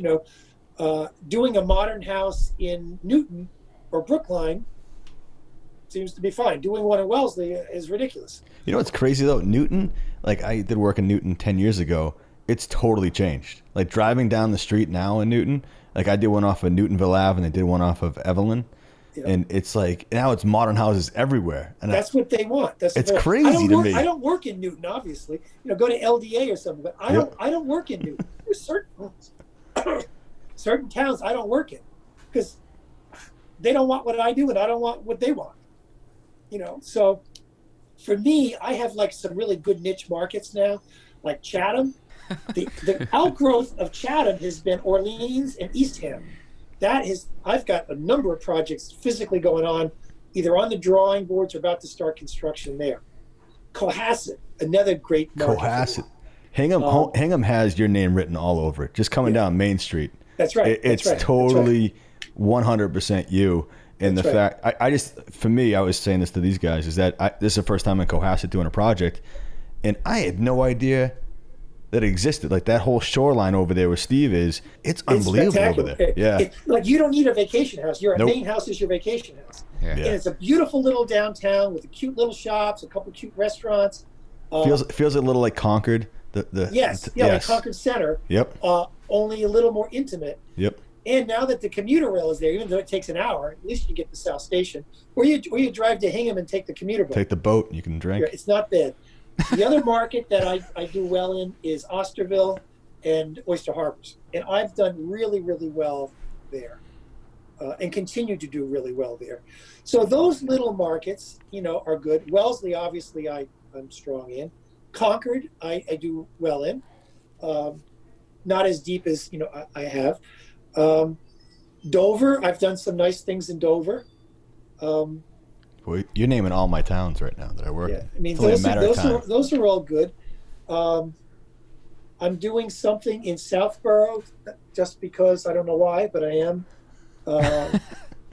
It's problematical with the town, but whatever it is. And I really I like doing this stuff like out of state. My son lives in Grosse Pointe, Michigan, so I've been doing work in Grosse Pointe. I did the new sailing center for the Grosse Pointe Yacht Club pro bono because I became a member, and I got him a membership because I had reciprocity from Eggertown. And there's a waiting list, so I figured out okay, I can get reciprocity. I'll get in the club, get him as a junior member. So he's in the club. And then for that, I said, I'll design you a new sailing center for you, which is a spectacular building out on the point. Looks at the balls. I mean, it's really, really nice. And then I've been buying real estate in Grosse Pointe because the price is so cheap to help. So I either want to be a car designer or an architect since I was 5 years old. And he's a car designer. So I live vicariously through him. But at the same time, to help support the design practice, because he's going off on his own, Really? we've been buying real estate. Now, my son, is 26 years old. He's got the beard. He's 5'7". He's kind of like, he looks just like Harry Potter. And he does. I mean, people think he's Thanks, Dad. Daniel Radcliffe. He really does. I mean, it's scary. He does. So he drives he had a Ford Raptor for a while, but now he's driving a Jeep Renegade that he helped design when he was a Chrysler. He lives in a 4,000 square foot English country house, swimming pool, iron gates, cobblestone driveway, iron gates from the Dodge Brothers estate, 6 fireplaces, pizza oven. I paid $525,000 for with a wood roof. Half a block from the lake, which looks like the ocean. I bought a 1959 all original from the guy, an old Italian guy who built the house himself, a half a block from the yacht club, with a 2-car garage in the backyard, right down to the turquoise cabinets in the kitchen and the appliances. Original 1959, perfect. You opened up the oven, you could put your turkey in it today. The house is immaculate. Every blade of grass is going the right direction. Everything is perfect. $175,000. Patrick, I love this. I want to stop you for a second though, because what about go back to 1970, and back in Boston, and when you were starting your career as an architect, because obviously this, I think this is amazing, but what, I think a lot of people are going to listen to this and think that's, how do I get there? What were the steps that Patrick took? Did he just land a killer job right off the bat and it just blew up? That, can we go back to that? Sure. So here's what I did. Okay, here I am making, I think by 1975, I was probably making $185 a week. Okay, working for a firm. And I was teaching for free at night at the Boston Architectural College. Back then, you taught for free. And now they get paid, but it was free. But I really believed in giving back even then. So I was teaching for free and practicing my profession and teaching. But the first building I did for a developer at 129 Marlborough Street, my fee to do the whole house, the whole condo conversion, and the condo documents and everything was $1,000. This was on your own or for the firm that you worked for? On my own moonlight, $1,000. Yep. So I started doing some little moonlight stuff because people approached me. It was a girl I was dating was somebody, knew this guy who wanted to just do some development in Boston. He was a few years older than I was. And so we went in on buying the shell of the building together. And I got paid $1,000 to do the whole thing. Where did that money come from that you decided to buy that building with him? His money. His money. You were coming in as a partner to work. Sweat equity. Okay. And I got $1,000. Yep. Okay, for a 6-unit condo conversion, full construction drawings, supervision, everything. No doubt, that's a great deal. Okay, so I basically said, okay, nobody knows who I am. I'm this young guy. I'm 25 years old. I just got licensed, it's so how do I start? So I did that. And that building turned out well. So I said, okay, I want to buy a building, but I didn't have any money. So what I did was I sold my car. I had a really nice 250 SL Mercedes that I had figured out how to buy, black tan leather interior, stick shift, 1968. I sold it for $8,500. Then I went to the owner of the building at 165 Ave, older guy. I said, I need a second mortgage for 2 years.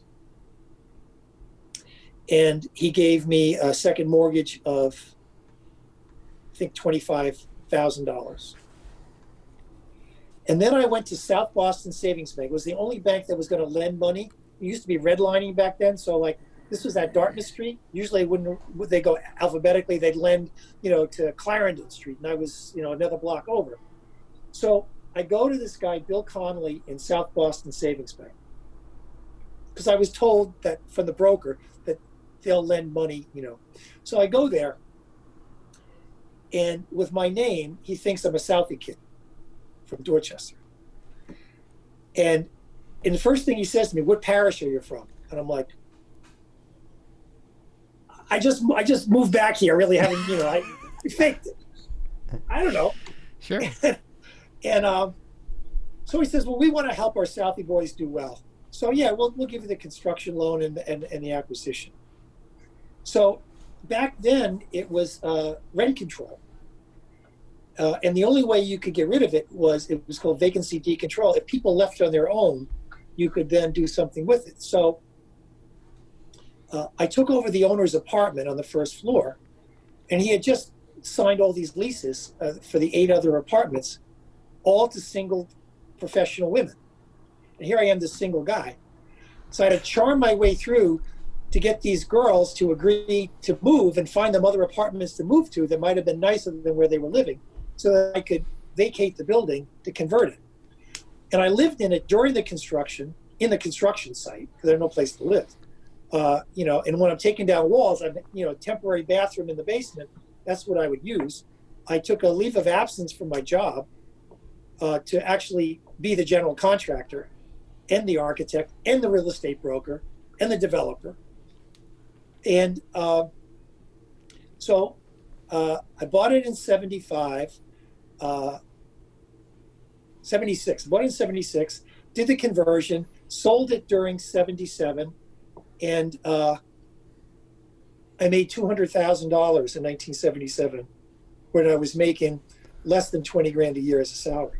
Jesus. Right. So is that, at that point, $200,000, you're like, I went out and bought some more buildings. Yeah, it's like immediately you're like, all right, I can make a lot of money doing this, and that kind of I did go buy a used Porsche 911 though too for $5,500. See, my grandfather would say that was a really stupid move because you never buy a fancy car when you make your first deal. Well, okay, so let me tell you the lesson. And real quick, my father, the first thing he did when he bought the business off his father is he went out and bought a yellow Corvette and drove it to his house and said, "Dad, I bought a Corvette." But you're absolutely right. So when I opened up my practice, I opened up my own practice in 1978 officially. Okay. In August of 78, and I opened up my office in Faneuil Hall Marketplace because I had worked for Benjamin Thompson Associates, and one of the projects I laid out all the cobblestones and everything on Faneuil Hall, and all the streetscape and everything else. That was my job. So I knew the guys from Rouse. And back then, all that second and third floor space, they couldn't lease out because it didn't have parking and other reasons. So I got them to build out a little space for me on the second floor in South Market. And I opened up my office there. And, I had these moonlight jobs that were going to be my real jobs. And I was a little nervous, am I going to make it or not? But I figured I was single. I had nothing to lose. I didn't own anything. I didn't even own the car anymore. So, but I wanted to make sure that people felt that I was already successful. Mm-hmm. Now, at that time in Boston, if you went to your doctor, your dentist, your lawyer, everybody was young. And everybody was respected in their professions, not because of their age, but because of their talent and whatever they were doing. Unlike New York City. I could never opened up my own practice at 28 years of age in New York City and got the kind of work that I ended up getting. So Boston, because of its colleges and a sense of intelligence, I could start to attract some reasonable projects as a young guy. But I wanted to make sure that people could feel that. So I went to my bank, not South Boston Savings Bank, another bank, And I convinced the banker to give me a car loan to buy a Lotus Esprit S1, $17,000, 1977. And I said to him, it's really important that, the role of an architect, that they have a, design appropriate car and blah, blah, blah, blah, blah. And it's only going to help my practice grow. So you're investing in the practice. Just the fact that it's a car, you shouldn't worry about it. So that's the yellow Corvette. And I did. Now, back then, at the end of Faneuil Hall, before they built the building there was a parking lot. So the first 4th of July weekend, my sister was living on Long Island. I was going to drive down there like the day before 4th of July, and I was parked in the parking lot there. And there used to be a restaurant called Cityside, which was a hot restaurant at the end of the building at the time. So I pull out right by Cityside. There was a beer truck parked close to the building, and there was a light, and we're all in traffic. And I was fuddling down with, I think, the parking ticket to put down or whatever. The beer truck starts to move out. The Lotus was so low, didn't see me. And he drove over my car with me in it. And it's fiberglass. Crunch, crunch, crunch, crunch, crunch. So I have the gas tanks, which are right by the sides of the door to get into the cab, in my lap. I didn't get hit or crushed, but my car was crushed. I mean, physically crushed with me in it at slow motion. So needless to say, I didn't end up going down to the Hamptons.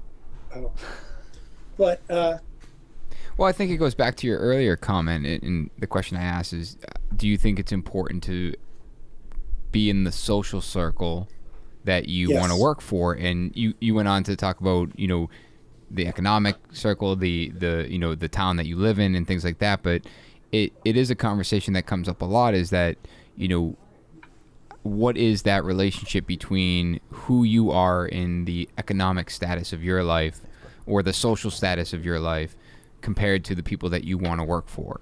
And, I think that there's a lot of legs there, but the fact that, you put your office in Faneuil Hall, the thought process there was, well, this puts me in, in a professional environment. I have an actual office. Like, I can bring people. I'm not working out of my garage or basement. Right. Yes. Come to my office that's in Boston. That's right. And and at the time, even though I was living in a basement apartment in the Hare Krishna building, it was Boston. It wasn't Austin or Brighton. Right. When I moved to Boston, I physically wanted to have a Boston address. Mm-hmm. So I knew that early on that was important. Now, I mean, I have a contractor that I've also, helped along in his career on the vineyard. And when I first met him, he'd wear a wife beater shirt and, kind of unruly and, driving his pickup truck and, very talented, good guy. But I said, Kevin, you got to clean up your act. No more wife beater shirts. Get a haircut. Let's go to Vineyard Vines together and buy some clothes.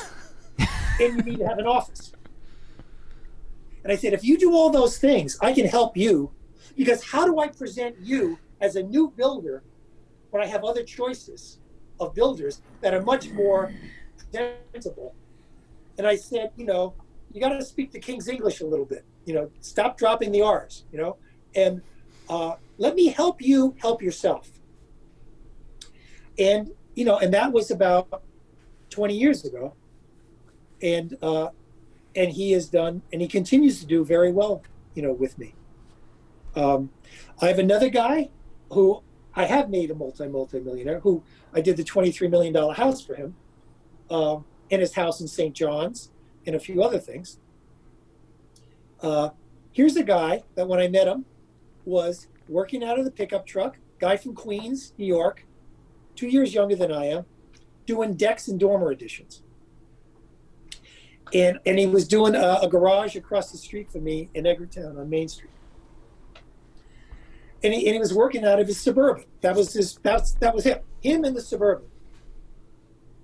And he had a couple guys that he would, hire out, carpenters and stuff like that. And, it turned out that he and I had similar kinds of roots and experience. And I said to him, listen, Norman, I want to do this addition on this little house that I bought for $225,000 in Edgartown. That was a spec house that the guy went under, and I bought it from the bank. Not quite finished. And it was probably the biggest job Norman had ever done. And he did it for me, and it came out really well, and it was a fair price, and he did it on time. And I hit it off with the guy. And he's a little Queens, New York, a little, little rough. But I didn't care because I understand that DNA. And then I said, okay, Norman, I'm going to do another few jobs in Edgartown. And so how I started getting work there was, for the first 5 years I had the house, I didn't work there at all. I just wanted to have a place to chill. So one summer, first summer I was thinking about it, I did a little sketch of the week in the local newspaper, the Vineyard Gazette. And people would start to cut out the houses, the sketches, and stick them on the refrigerator and stuff like baseball cards. So that first summer, I got 26 projects. Now, they weren't all big, but they were, projects. Sure. Yeah. So I bought some office space. I bought an office condo and built out a nice office and continued to go talk to the real estate brokers, show them my sketches, go meet with them, go look at houses for free to give them some ideas if they're going to put it on the market, do some little sketches, and start to build an awareness. I changed my voting from Wellesley to Edgartown. I go to town meeting, talk on town meeting floor about design issues, start to get in front of the boards. And for many, many years, everybody thought I was a year-rounder. And my family lived there. My kids went to the Edgartown school. Wasn't true, but I didn't really tell them that it wasn't true either. But I started to build a practice from nothing. And building that practice for me, I started to build the guys in the pickup trucks along with me. Because nobody was building my kind of work there at all back then. Edgartown was the land of vinyl siding, t-shirt shops, and fluorescent lights, from June until Labor Day, and then shut down. And no quality restaurants, no quality shops.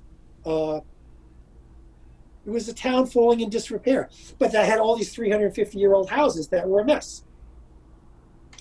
So what I did was I wrote a primer for the revitalization of downtown Edgartown for free. And I presented it to the Edgartown Board of Trade and the selectmen of a vision for a town. Now, that was a little ballsy because some people would say, who the hell does this guy think he is? It's our town. He's not going to tell us how to live. But I did it in a way that was understandable, not overly intellectual. And I took a picture of every single commercial building on Main Street and said, what if you got rid of your aluminum storefront, then you put a wooden storefront in, we got rid of your fluorescent lights. And I used the lessons of Faneuil Hall.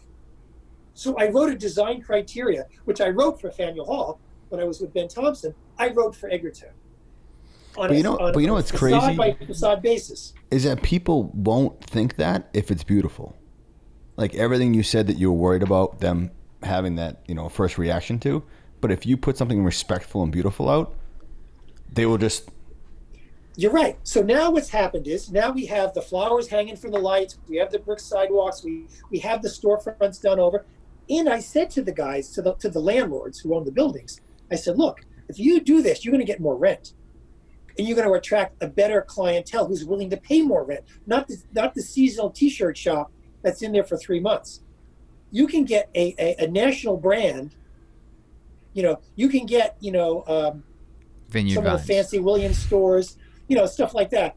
And at the same time, I'm doing the houses, and now the people are spending more money for the houses, and they want to have quality restaurants and shops to go to support their experience while there. So they want a better experience.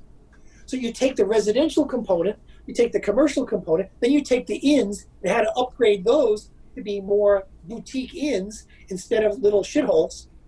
And so 30 years later, we have this wonderful environment that, is quintessential New England, but we have a town, preserved, but still accessible. Patrick, how did you take, let's just put those two guys in an example that were you know, let's just say a little rough around the edges, did you have to overdraw those drawings to help execute? I had it. Well, I had to overdraw to a degree, but I had to spend a huge amount of time in the field. Management wise, okay. So because they're subs, they're framers and stuff like that. They're just throwing it together. I said, no. And I said, it's like the Pied Piper. If you listen and you follow, I can take you to a place you've never been before, if you're open. So I had to invest in them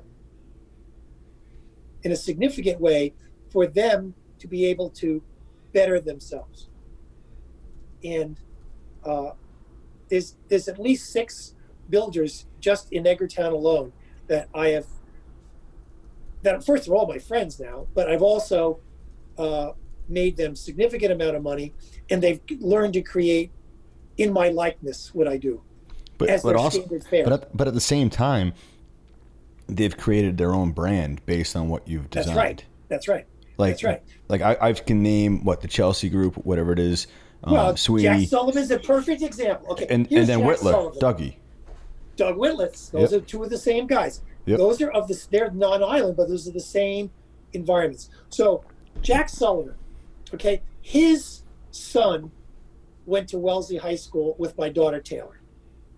That's how I knew Jack Sullivan, because she would go over to his house for parties and stuff like that.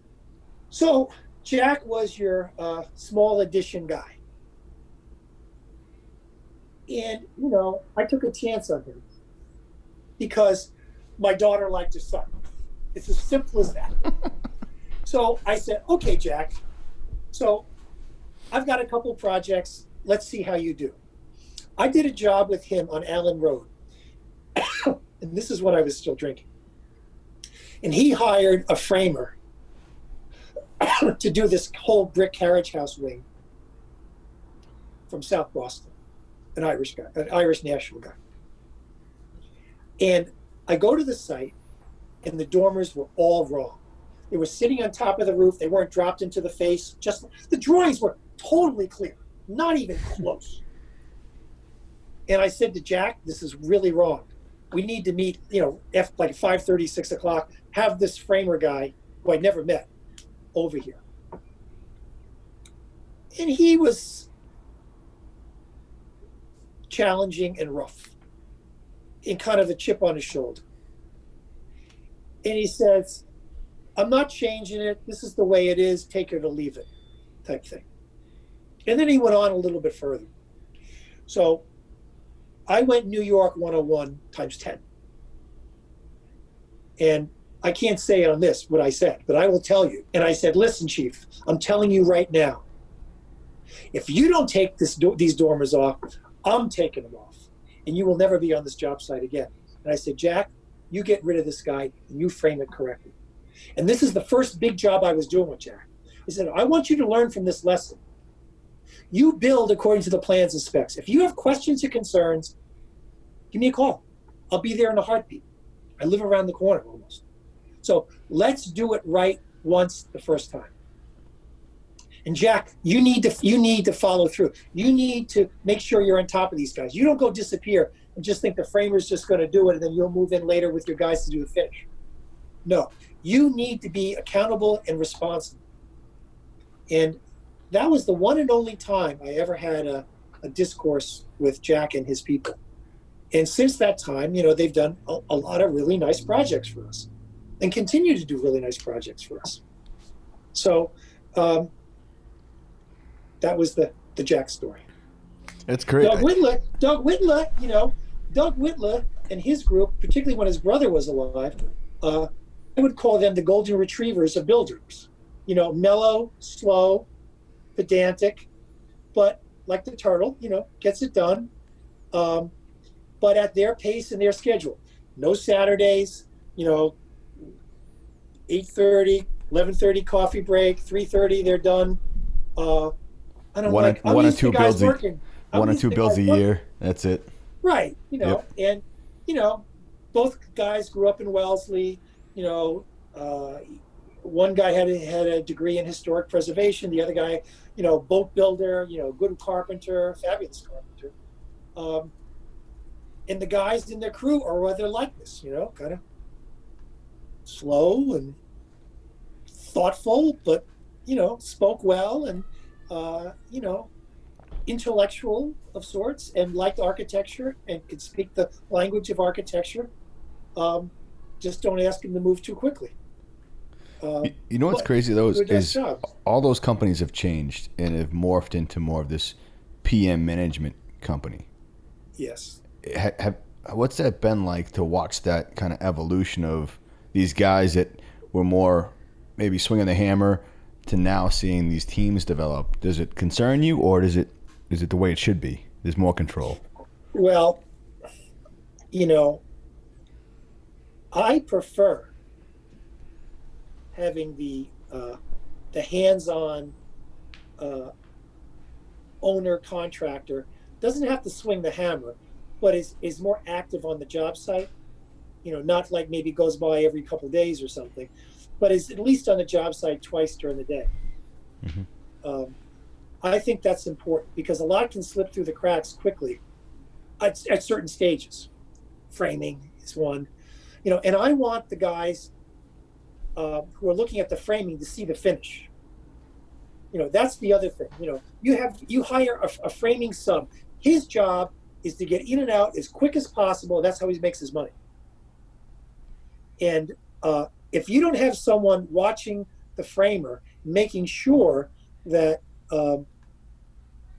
they're doing it the way the plans are, something's going to fall through the cracks, particularly if the house has a little complications. Even doing these gambrels, getting the chords right is tricky. Critical. I'm the king of gambrels. Most builders don't know how to do gambrels right, particularly the spec house builders. They're always too tall, or this is too long. They look terrible. And that's the whole house. I need you to drive by Ivy Road tomorrow and then text me how you feel about so that's gambrel. The house. So to get the gambrel, and I have, depending on the width of the body, I have, 5 or 6 different gambrels. And then how do you want ones with the swoop in the bottom, or are they straight? And then how does the shingle swoop up the other direction on the face? And then on the main body, you get the swoop in the bottom, so you get the stone veneer that's covered by the swoop on the shingle. And how do you do that? There's 3 or 4 different ways to do it, but how do you do it? So on gambrels, I am really concerned about who's the framer. And you really got to get those chords just right, because if you don't, the whole rest of the house is blown. So that's really important. Now, I do a lot of gambrels, particularly on the coastline in certain towns where there are height restrictions on the shore zone, like in the vineyard, of 26 feet. It's the only classical style that gets you the most square footage on the second floor. Plus, there's a romantic notion of gambrels. Now, I'm doing a house in Pacific Palisades in California right now that people came to me, and it's a gambrel house. They had been to the vineyard, they saw my houses there. So I'm doing a house in California that's a New England house. It's a little odd for the neighborhood, but it is what it is. But I have a local architect that helped with the approval process that's clueless on how to do these things. And there, the architects mostly just do the outsides, and they rely on the interior designers for all the materials and finishes on the inside. So we don't do that. So we ended up doing all the construction drawings, which originally I thought they were going to do. And we would just go through schematic design development, turn it over to you, and they don't want to do that. So I have a California builder, and I'm having him do, as we speak, mock-ups of all the chords and the gambrels before he goes too far. And we're going to go on Skype tomorrow, take a look at him, because I'm concerned that he still doesn't get it, because he doesn't know how to get the swoop in the bottom chord to go right, and he doesn't understand how to get the shingles to go up the face. He has no idea how to do that. He just wanted to go straight up. I said, no. You need to cut the wood, and you got to roll the plywood. What do you mean roll the plywood? You got to roll the plywood. Cut the back and just roll the plywood. You wet it and roll it, and screw it in and glue it in. You can do that. What about the shingles? I said, they will follow. Trust me, they will follow. It'll work. And then how to get the oversealing eaves and how to flash it. He's like, I don't know how to do any of this. I said, well, I can't get on an airplane right now either. So, but that's crazy to me because like almost every set of drawings I get falls short of those details, and I look at it more like I have to take experience and kind of pull it together to get those details to happen. Knowing the drawings, I've seen the drawings that you've created for projects. It blows my mind some of the conversations we're having right now that a framer will miss the dormer when I get it on the drawings I get that could happen because there's 2 pages and there's no cross section, all these things. But for that to happen there, it's kind of astonishing, or it's just. Well, like that lesson with Jack Sullivan was, I don't know what drawings he gave the framer. Maybe he didn't all of them, because sometimes, our drawings are thick. They're cheap. I'll give you what you need to know. I'll be back tomorrow. It's that kind of mindset. I said, no. I only do that with the form guy. I give him the basement, the elevations. I don't give him the whole roll. I don't know. You probably don't remember, but across the street many years ago, the gambrel on the corner of Hundreds and Woodlawn, the brown one, it's got kind of the funky fence on the corner, diagonally across the street from my house. Yeah. That was a spec house. I can't remember the name of the builder. He's an architect, not licensed architect, spec builder guy. So they poured all the concrete forms with no rebar, 0. And the walls collapsed. No. Yeah, like 2 weeks later. I'm looking at it like, are you kidding me? That's crazy. It was like beside myself. So, Patrick, anyway, these are kind of the lessons that I can share with you guys. I go on for hours. Well, that's what I was just going to get to. Well, not the hours part, the lessons. So you have 17 people in the office, and you're actively involved in all these jobs. And, I guess gathering from this conversation, it's through osmosis that your team is learning to see the same way that you see. And it's through, you said many of them have been there for 15 years. It's just the Kool-Aid, dude. Right, they're all drinking the same Kool-Aid. That's right. But, acid Kool-Aid. I'm a 60s guy. Let's not lose sight of that. But now, I mean, you're sitting with us and talking about it, and you're starting to share this through social media, and now you're doing, an online class, right? Yeah. What you should take the course too. It would be good. I already started it. Okay, good.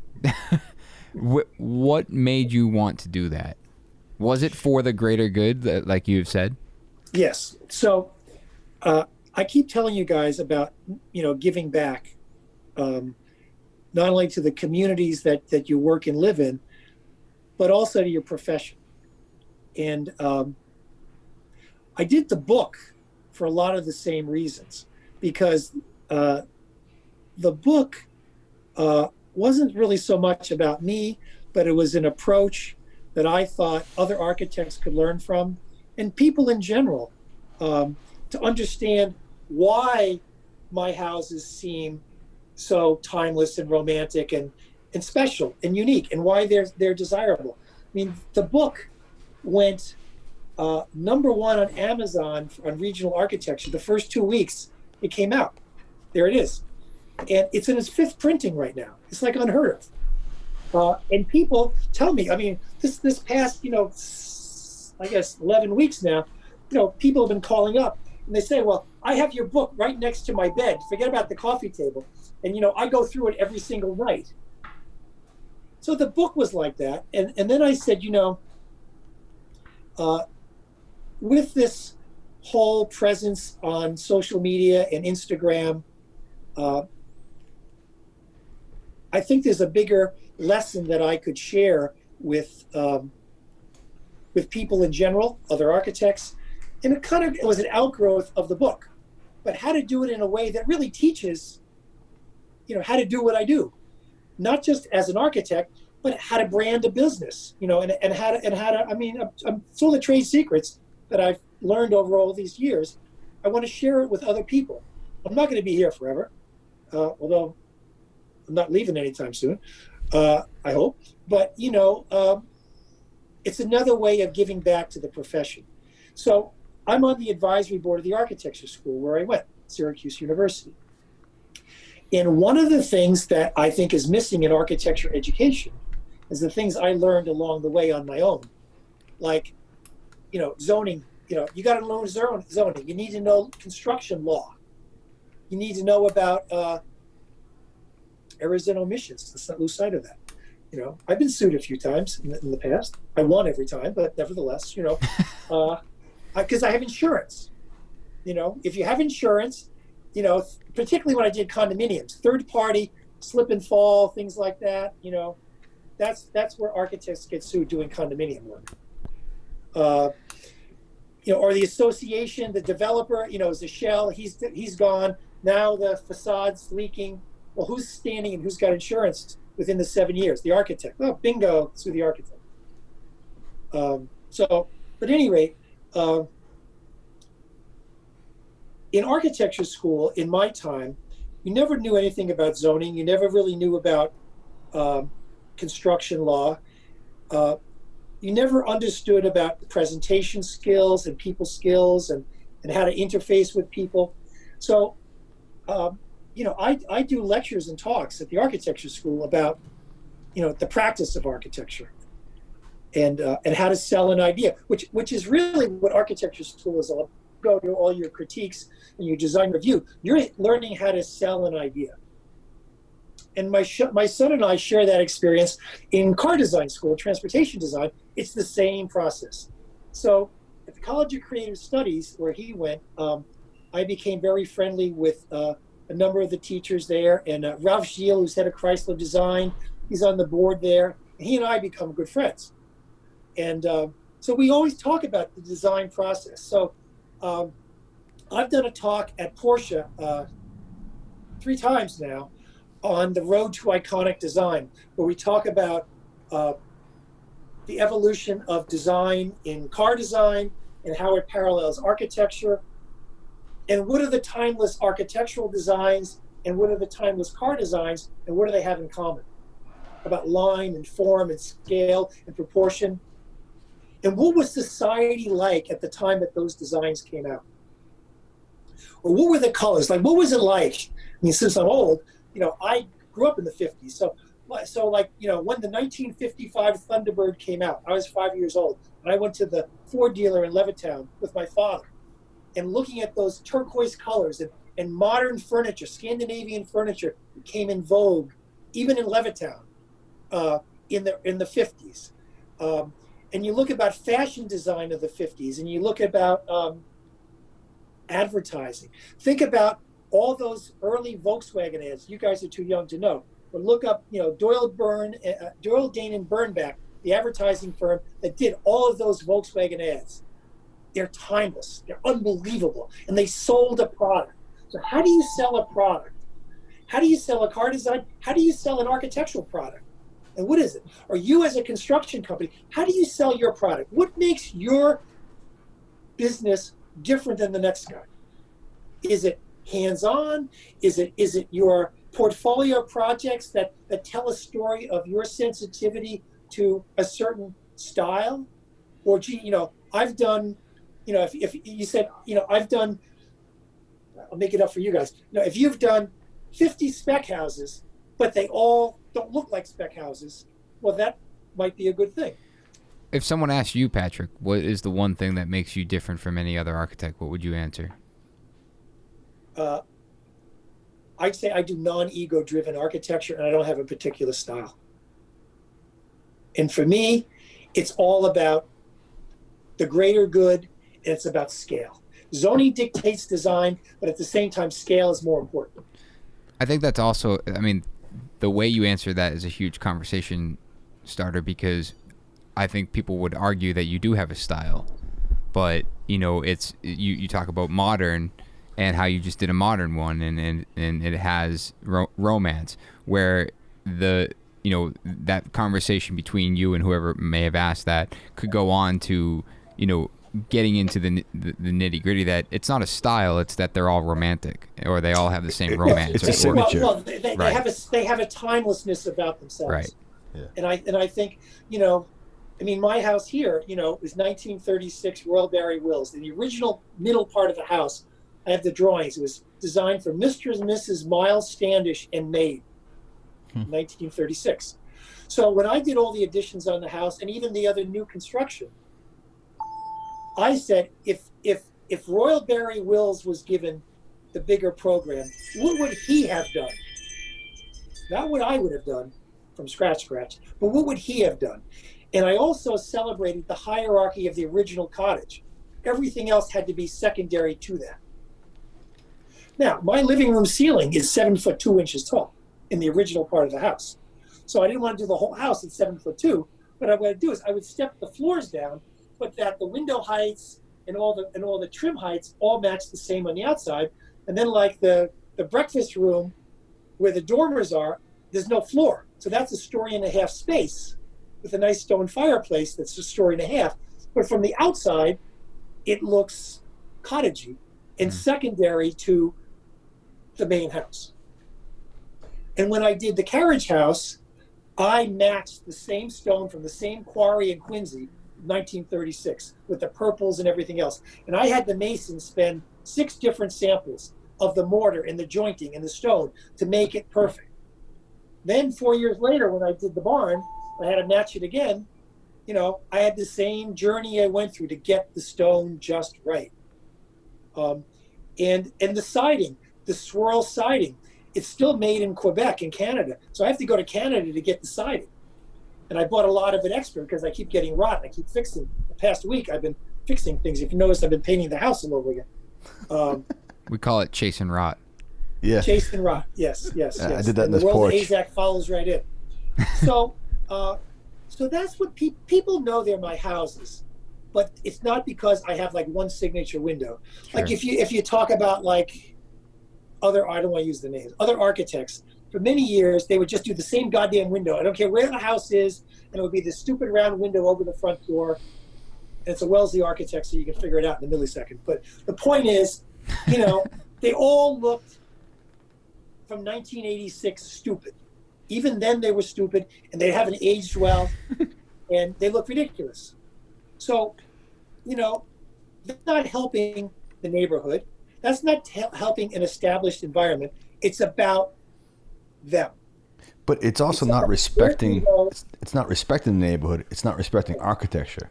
No, it's about them. It's about That's them. what I say. Yeah. Ego-driven architecture. And whatever you look at.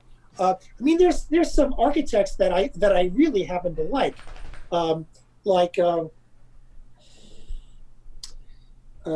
what's this guy? Newell Jacobson. He's like, I think he's still alive. He's like 95 years old. He did all these fabulous 12-pitched houses. They're all white. The interior is all white.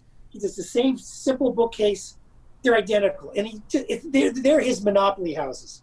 Now, they're not good to live in. They're just great, like, models that got built. I like them as a sculptural element, and they have good scale. They don't live well because everything's white, and every furniture has to be a Breuer chair, and that's it. And they're like a museum.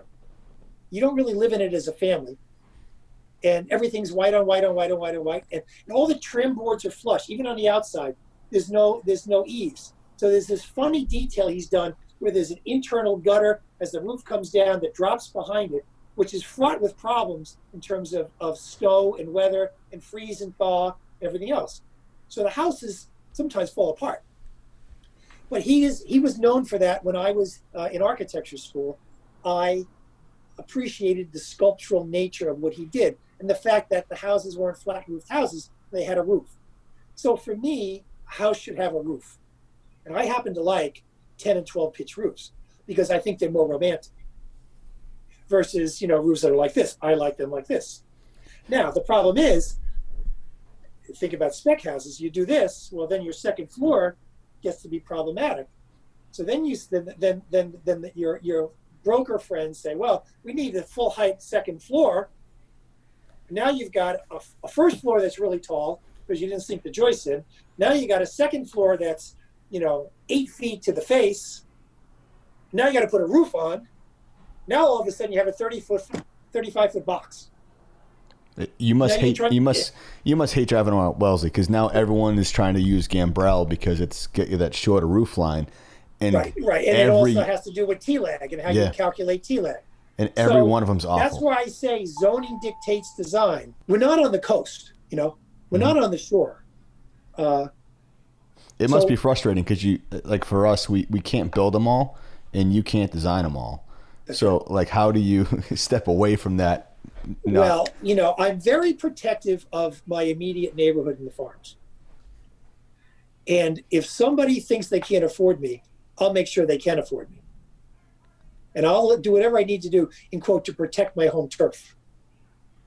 But that sounds, I'm going to interrupt you there because I think that's more than just your home turf, because you've alluded to the fact, like you've used the word free and pro bono a lot in here. And I wanted to call light to that because I think that's incredibly important. You talk about giving back and doing work for, pro bono and doing things for free. And now you're talking about protecting your home turf. But I would advocate to say that you're trying to protect more than just that area. You're trying to protect architecture. Well, I'm trying to protect the architecture. I'll give you an example. On the house in Concord for the Australian, New Zealand people, we designed the house with stone veneer on the foundation, which is critically important to the script and the narrative that this is the old farmhouse that was restored. From that neighborhood area. Well, for that area. And she said to me, we can't afford it. We just can't afford it. So I paid for it. And Brian Sweeney was the builder. And I said, Brian, I'm paying for it. I wanted it cost, no markup, but I need the stone foundation. I did another house with Jack over on off of Abbott Road, Livermore? Is it Livermore? Arlington. An old, like 4-square, big house. We were doing a gut rehab and a cabana in the back and a new carriage house. And the house had, 1960 something aluminum soffits and aluminum gutters, and all the rafter tails were covered over by aluminum. I said, look, we can't live with that. And the owner said, look, again, I can't deal with it. I can't financially deal with it. I said, I'll tell you what, I went to Jack, I said, I'll pay for it. So I spent like $14,000 of my own money on a house that I didn't own to do it right. To protect it, to protect your brand, to protect the architecture. To protect my brand. And to be in for the overall good. And I think that's right. I don't think a lot of people care that much, and a lot of architects that you deal with, it's an effort to be able to execute at that level or to be able to preserve those details. And I think that so many people, they're getting paid the same dollar amount or walking away with more if they don't get to that level. And I think many of the people that I come across, whether it's subs, customers, architects, designers, it's almost like, hey, it's just easier to walk away at this point, or it's going to get done, we're going to get paid. That people don't want to preserve that. They don't want to protect that. And it's hard to find people that do. Well, I try to vet my clients, to understand, what it takes to do a Patrick Ahearn house. And what are the elements that make that house one of mine? And so you need to be able to invest in those things. I'd rather do a smaller house well than a bigger house. Mm-hmm. So if I can take your program and put some of your program in the basement as an example, but do a 10-foot pour, 9-foot finished ceiling and bigger window wells, we can reduce the square footage of the house and save the money and put the money where it's meaningful and make it more of the jewel box, and also perhaps maybe be more responsive to the scale of the neighborhood. But why don't you think more architects are doing that? Do you think that they feel they either don't care enough or that it's not worth the conversation, it's more effort than it's worth, they can make money elsewhere? Well, you have to be a good salesperson to sell these ideas. It's not everybody has the people skills to be convincing. Some of it comes with age and experience, and I benefit from that, at this point in my career, that if somebody's walking in the door, they kind of know what they're going to deal with. And when I was younger, it was harder to convince people than it is today. I will tell you that. But, like if I have like Mike Tardamella, he, at this point in my career, he takes the lead on so much of the Wellesley work. And I don't never even see the clients. I'm not dealing with that too much. But he does. And again, these are his contemporaries.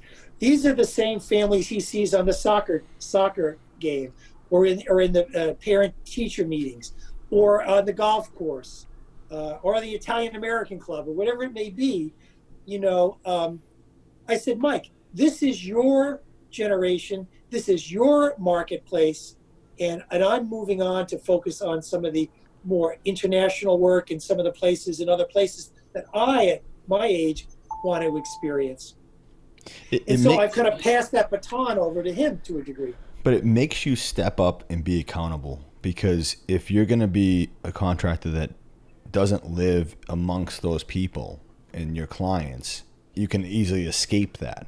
Like the people with a magnet in their truck that are fly by night and kind of disappear. When your kids are in the same school, it's like working for friends. That's right. It makes you very accountable, and to a different degree and different level.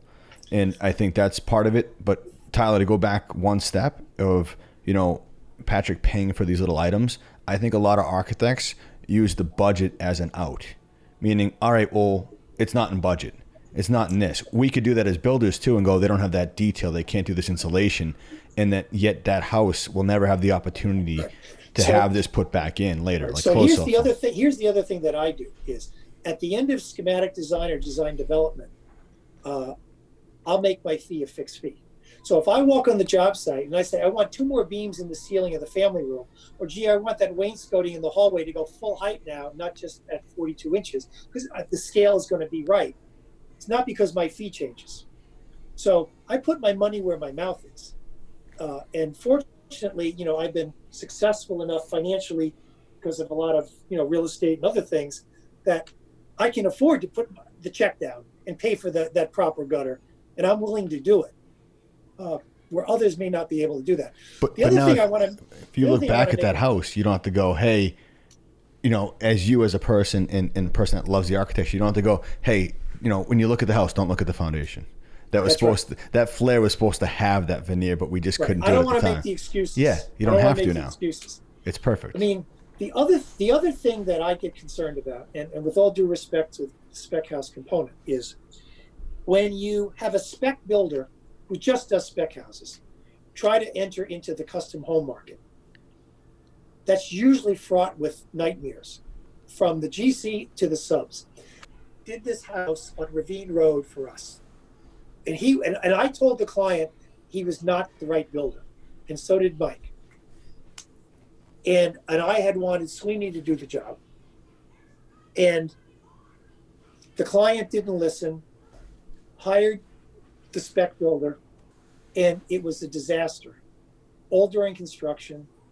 Disaster after the house was done. They just took off the entire wood roof and had to reflash everything because it wasn't done properly. And, the trim is exploding. It's just a total mess.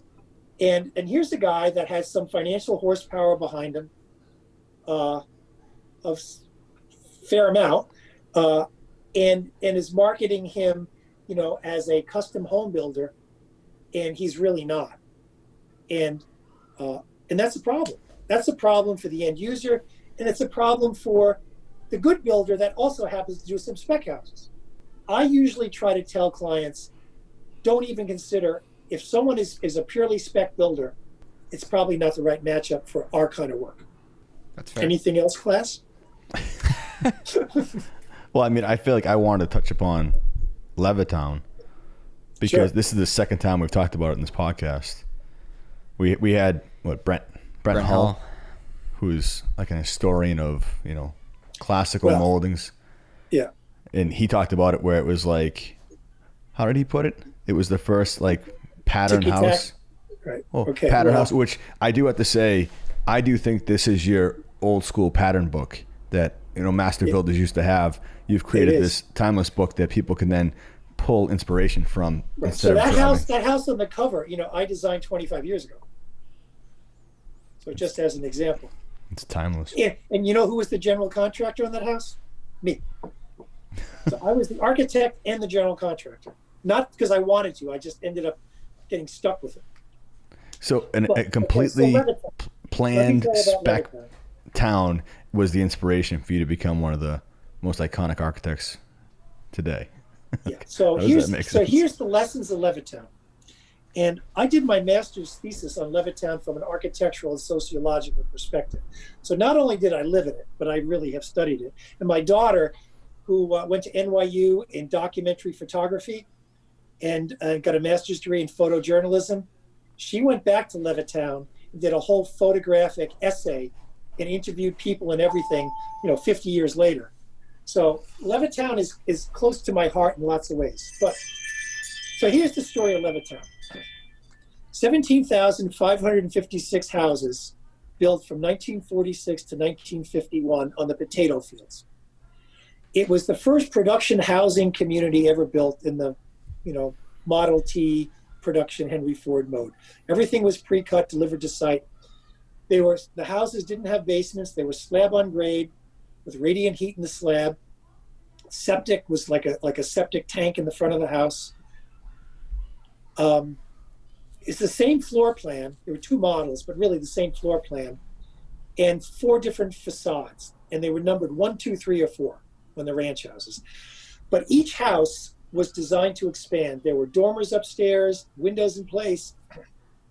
There's a staircase already built, 2-way fireplace from the living room to the kitchen. The radiant heat on the floor was great, so you lay there in your pajamas and you fall asleep on the floor in front of the little TV that was built, that came with the house, stuck underneath the stairs. Probably the most important thing about Levittown was the layout of the community, in that it was 1,001 lanes. So instead of the grid, which was normal to New York, it was built on the potato fields. So every street went like this, and then every house was modulated off the streetscape because of the street pattern. All the utilities were in the back, and then there was a grass strip between the street and the sidewalk of a significant width that trees were planted. Every house came with a weeping willow tree, a crabapple tree, and a little bluestone walkway. The 1949 ranches didn't have a carport, the 1950s did. But there was this window wall of glass, floor-to-ceiling glass, that you could actually move out if you wanted to push out your living room. And next to the 2-way fireplace was a metal General Electric container that had the boiler, the heater, and the hot water heater in this metal tank next to the washing machine. And every house could be built in 3 days. So it was assembly line. The slabs were poured. My father, actually, after the war, operated a bucket truck that poured all the concrete in the neighborhoods. And the coils, they were metal coils. This was before PEX, which was a problem with the concrete years later because it activated itself. But anyway, there were coils in place, and you would do a whole street in a week. And everything was painted the same color, like a spackle paint inside the house. Even the doors, everything was just painted, one spray paint thing. But you could add a second valve, circulation valve, and get heat upstairs. And you could add 2 bedrooms and a bathroom pretty easily. And every neighborhood was walkable to a village green. And every village green had the elementary school, community shopping, and a swimming pool and playgrounds. So back in the 50s, there was one car, usually. The dad took it to work, usually in the city or somewhere like that. And so it was walkable village. But in addition to that, Levittown was built around the parkway system designed by Robert Moses, who was the master builder of New York. So the parkway system was this beautiful roadway system, 45 miles an hour, no signs, beautiful stone gas stations with flowers and wooden guardrails that you would drive down to like Jones Beach on a Sunday just to drive as recreation. So Levittown kind of filtered its way through the parkway system. So we could jump on my bicycle on my first Levittown house on a bike path and almost take my bicycle to Jones Beach as a little kid. Again, this is the 50s, so, kids didn't get stolen and stuff like that. So, I had the freedom as 5 years old, walk to my elementary school by myself at 5. That would never happen today, but, it was a different world then. And, Billy Joel was there ahead of me, and he lived around the corner from me. And he was an asshole back then. I still think he is. I do love his music. But just calling him out on the podcast. Yeah, we all. There's a lot of call-outs We all tonight. went to He doesn't Dutch listen. Lane I doubt Elementary it. School, and then he marries the supermodel, and then buys this beautiful stone gatehouse in Lloyd Neck in Huntington Harbor. So he gets the supermodel, gets the house of my dreams, and I'm like, it's killing me here. It's killing me here. But nevertheless, so as Levittown grew, so within 4 or 5 years, you had all these full canopy of streets. You had these wonderful street lights, walkable village, and in the covenants, in the original covenants, you couldn't put fences in the backyard. So everybody could play around the backyards together, not on the streetscape. And everybody was the same socioeconomically. You had to be a GIF, after the war to buy a house. The house was $6,900, $100 down and $66 a month, the GI Bill mortgage. So, unfortunately, everybody was white. Actually, there were covenants where you couldn't sell to African Americans, which wasn't right. But that was the way it was. And here you have a Jewish guy, Jewish developer, putting restrictions on who could live in their house right after the Holocaust. But his concern was that everyone said Levittown was going to be a slum, and he felt that that was his answer to making sure it wasn't. Totally wrong, but that's the way it was. So I never knew that I was living in a substandard environment until I graduated high school, and we all would go to Jones Beach, and every town had their own beach. Like, we were West End 4, but I ended up going to West End 2, and I met this really nice hot blonde girl from Garden City, which is a really nice town, and asked her out, and she said okay. And I had my little 1960 Volkswagen Bug that I bought in a junkyard and made it myself into a real car. My 13-foot surfboard out the back, Gilgo Beach surfboard. And I go to pick her up at her house in Garden City, this big, beautiful, like Wellesley neighborhood with a big Regency Colonial with the double doors, the big door knockers on it. And the dad's about 6'6" tall, handsome gray hair Wall Street guy, dappering up. He looked like Mr. Rogers in his sweater and his tie on, Well, son, where are you from? I said, Levittown. Slammed the door in my face, wouldn't let me go out with him. I'm like, wait a minute, Jesus. What just happened here? I was all cleaned up, I didn't have any long hair or mustache yet, I said, what should I say? So I realized, well, maybe there's a problem here. So, but when I was a kid, like, I had an American Flyer train set, and I would spend all my time using shirt cardboard. At Sundays, you go to Sunday school, you had to have a starched shirt, get the cardboard. I would make my own Levittown houses. I'm 5, 6, 7, 8 years old. So since I was 5 years old, I either wanted to be a car designer or an architect. And the architect thing really came from me making my own Levittown houses and modifying. And that's so then I go to my guidance counselor in 7th, 8th grade and say, I'm thinking about being a car designer or an architect. And she says, well, to be a car designer, you have to go to engineering school. I'm like, I don't know if I want to do that. She says, but architecture is a legitimate profession, so you should go to architecture school. So I did. And, but I've always had this interest in cars. So when my son, we were at 14 sitting in the hot tub in the backyard here, he says to me, his name's Connor. I said, yeah, Connor, what's up? He says, I got to talk to you. It's really important. And I had him when I was like 44. So, here I am, 58 years old, listening to this kid. I'm like, okay, what? You want to be a fireman or something? He says, no, I don't want to be an architect. I'm like, okay, that's fine. What do you want to be? Like a fireman or something? No, Dad. I don't want to just do houses. I want to be an industrial designer. I want to design cars and boats and stuff like that. Much more fun. I said, well, you know what that's all about? Oh, yeah, I've studied it. And there's only 2 schools in the country I'm going to apply to. Art Center in California and College of Creative Studies in Detroit. Oh, and by the way, I'm taking German next year because that's the language of design, and I'm going to go work for Porsche. And I'm like, okay. I'm saying to myself, yes, yes, yes. I didn't say anything. You weren't like, you got to be an engineer?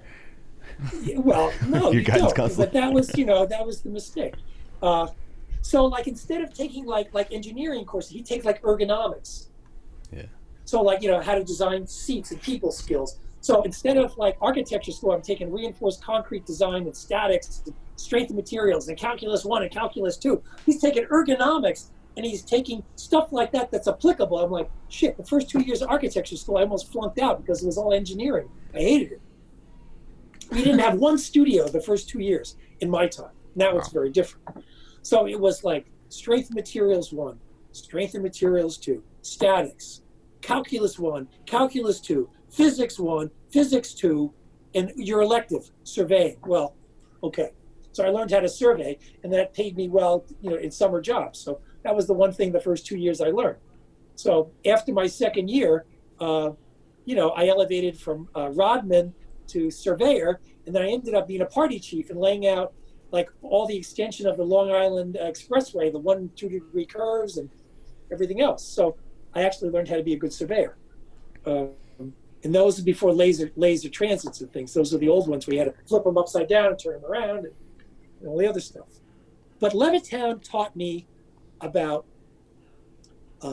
scale, place, spaces between the buildings became more important than the building themselves sometimes, and community. In those lessons, I didn't know that I was learning. It wasn't until I looked back on reflection, towards the tail end of my architecture school education, when I really thought about Levittown, for my thesis, and about what did I learn from growing up in that environment. And, I tell my kids that, the house I grew up in is smaller than my garage here. And I took them back. I went back for my 20th high school reunion, and everything still looked pretty good. And I went back for my 50th, and it didn't look so good. A lot of the trees had died. They never planted them back again. Some really bizarre additions were put on houses. Roofs were taken off. Scale changed. People didn't have pride. I mean, everybody would go to the nursery like on Saturday and buy more plants and flowers, and everybody took pride in their lawns. Everything was immaculate. Nobody ever had a key. I never had a key to my house my whole time growing up because nobody locked the doors. I mean, the big excuse was in the local newspaper, it was like the Wellesley Townsend was called the 1001 Lanes. There was a little cartoon joke where the husband and the wife would go out to the Elks Club for dancing and come back drunk, and the husband would go into the wrong house and sleep with the wrong woman and get away with it because the houses were identical. We couldn't tell. So, Levittown was the noble experiment that worked for many, many years. And those houses today, I mean, my mother sold our house that I grew up in, the second one, in about 1970 for, I think, $26,000. The same house had been renovated and sold again for $450,000. Jeez. So 11 houses today sell between $350,000 and $400,000 and some $1,000 of the original houses, and then there have been spec builders buying the houses, tearing them down, and building their own miniature spec builder boxes that look like, the Long Island Lolita would live there. What do you think are out there now for that kind of urban planning? I know we've talked in the past about Seaside in Florida. Yeah. I mean, there's all, two of the guys who work for me both went to the University of Miami, and they both have, advanced degrees in new urbanism and so on. And then another girl who works for me went to Notre Dame, and they have a big new urbanism program there too. So I believe in all of this. As I try to tell people, we can always talk about new urbanism and place and scalability and walkable village.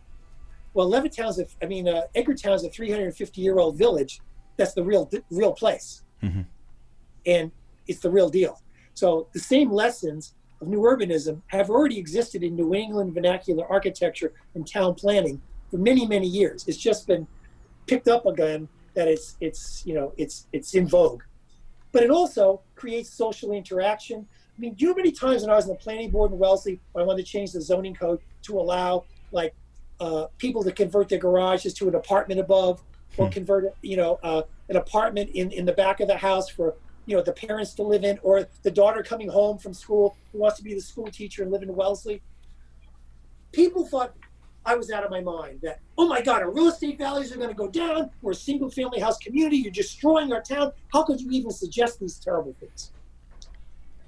Suburban zoning is so archaic. You talk about the small house movement that doesn't allow anything like that. The new little house. I mean, they're trailers, kind of, but they don't have to be trailers. You can do a really nice house, under 1,000 square feet. That has quality architecture, character, scale, and fits the needs of people today. I did the HGTV Dream House in 2015. It's 3,200 square feet. That lives much bigger. 94 million people in 6 weeks tried to win that house. 94 million people.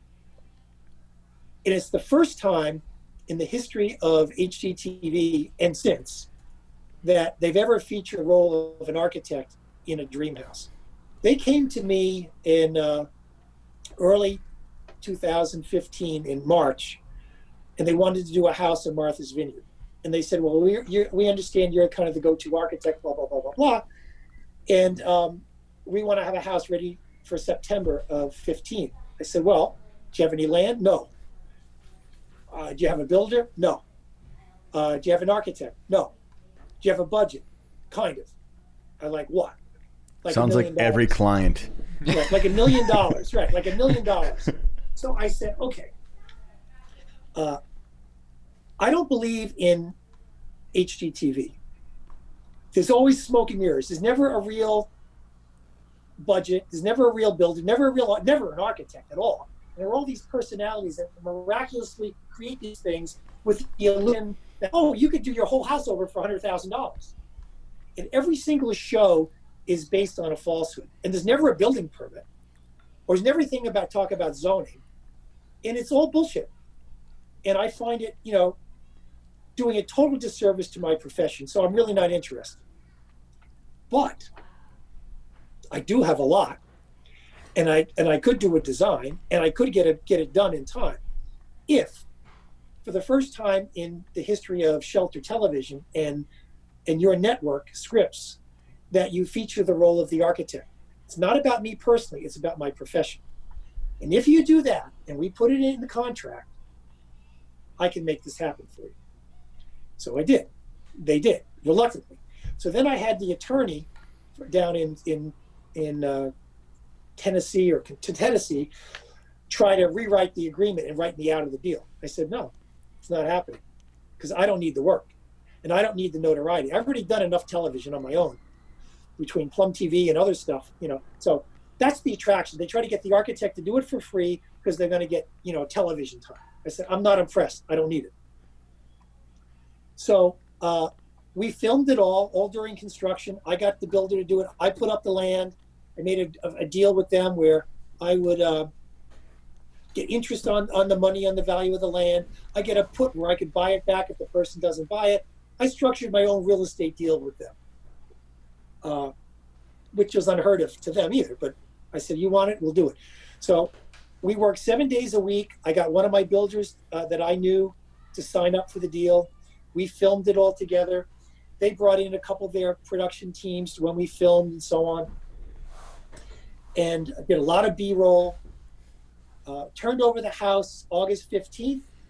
It was fully furnished and done for September 15th. They had all kinds of film crews there to film it.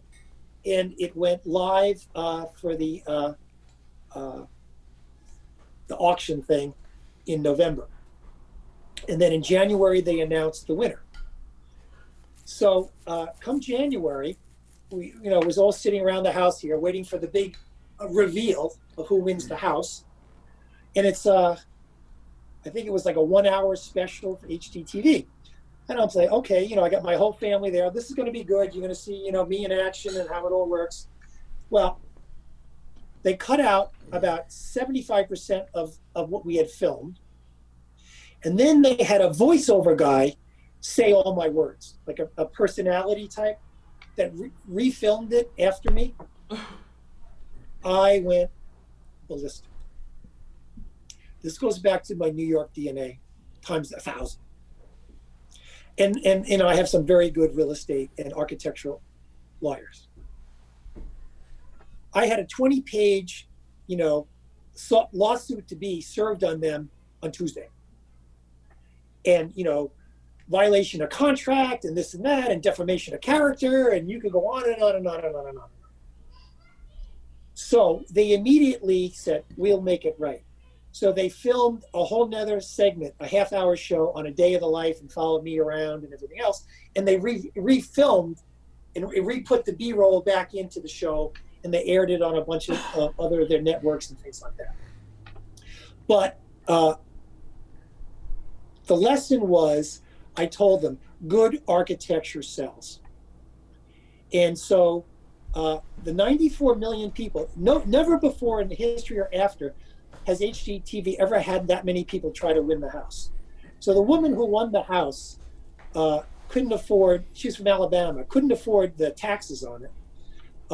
So the deal was she gets $1 million tax-free and the Tahoe, not to take the house.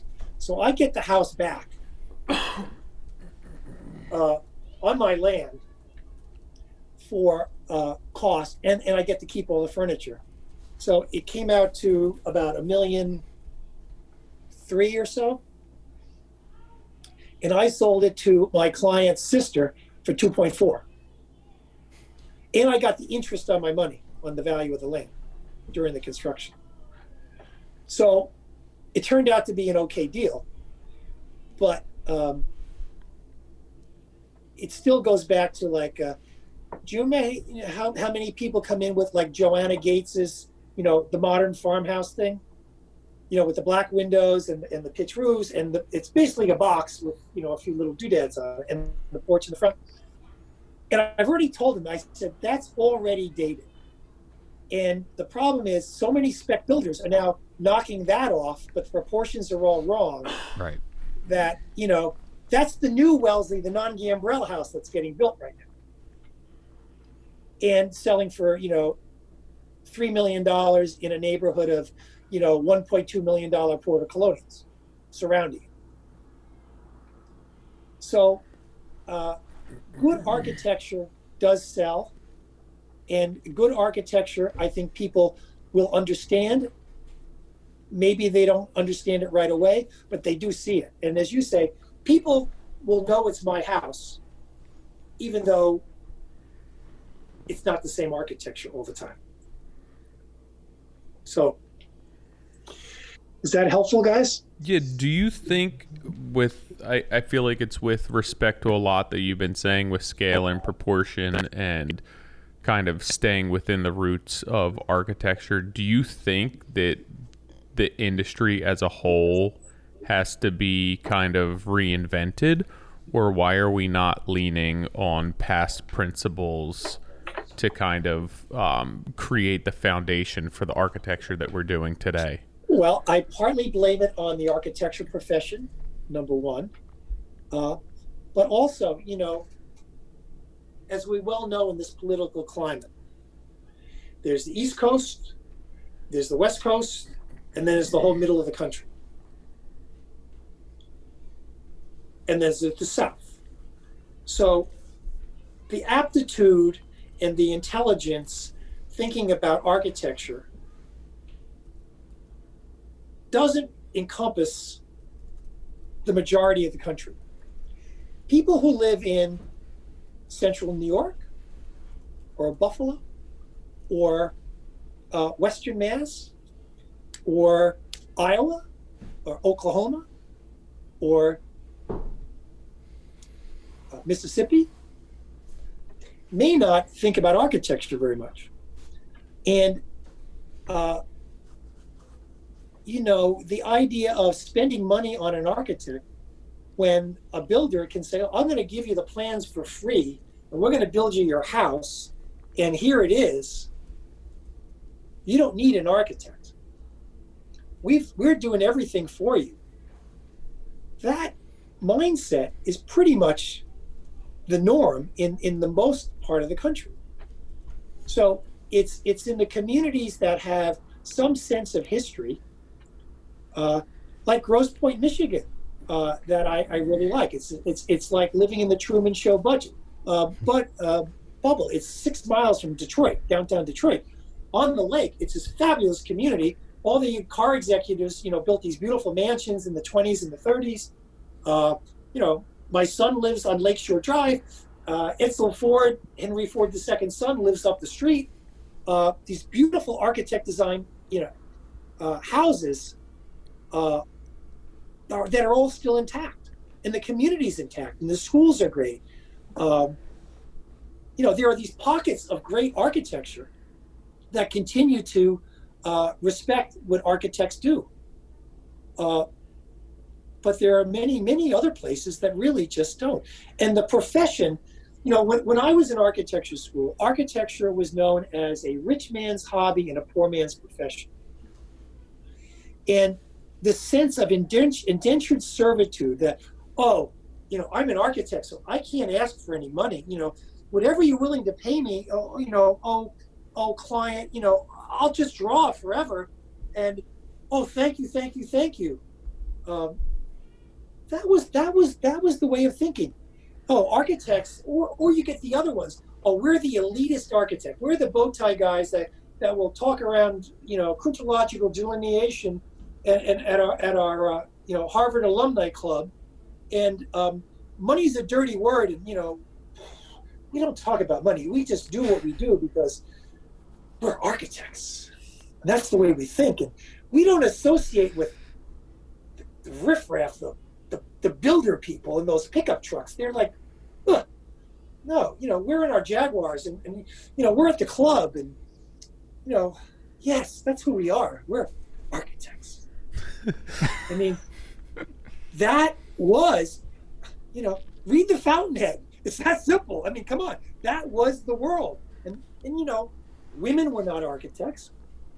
It was a man's profession, and it was a rich man's profession.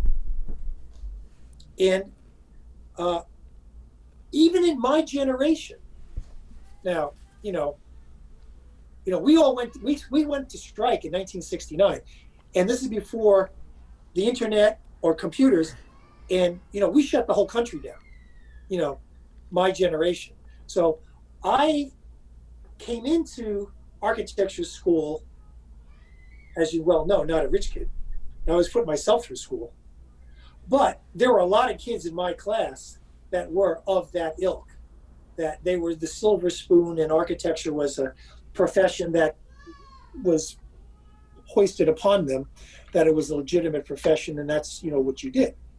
There were very few people that, I had, I lived in a room in a rented house. I lived in my Volkswagen bus for a year in graduate school because even though I was in New York State, I was in a private school.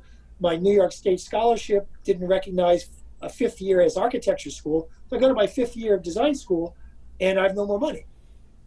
So I'm living in a bus behind a fraternity house plugged in with a propane heater when I couldn't plug it in. So, I wasn't one of them. But the profession, even to this day, and that's why I talk about it in architecture school, to be the most important person at the table as an architect, you need to know development, you need to know real estate, you need to know contract law, you need to know performance, and you need to know how to sell and convince not only the boards, but all the people at the table why you're the most important person. And if you will get paid more, and you will be respected more.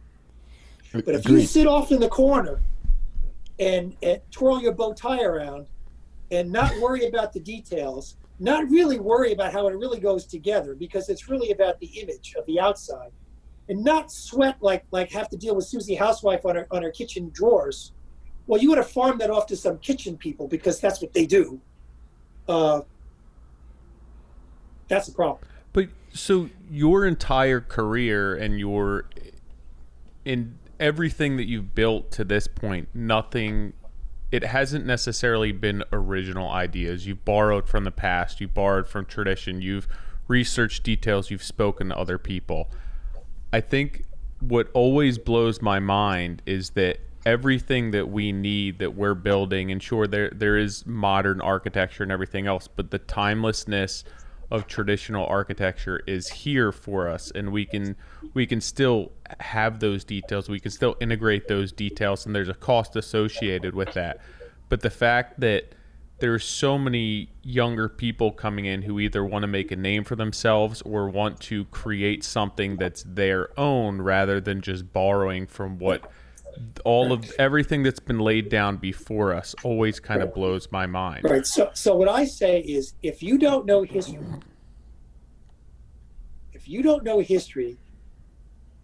you're at a loss to really learn about how to move forward in design.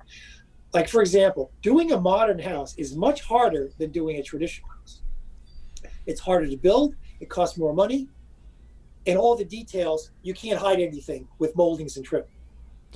I think it's always, Patrick, I think it's always interesting when people say that, and I agree, in a lot of what we do is modern, but everyone always looks at it, and especially, someone that's not educated, not in the trade, but it's like, they look at it, it's simpler because there's less stuff.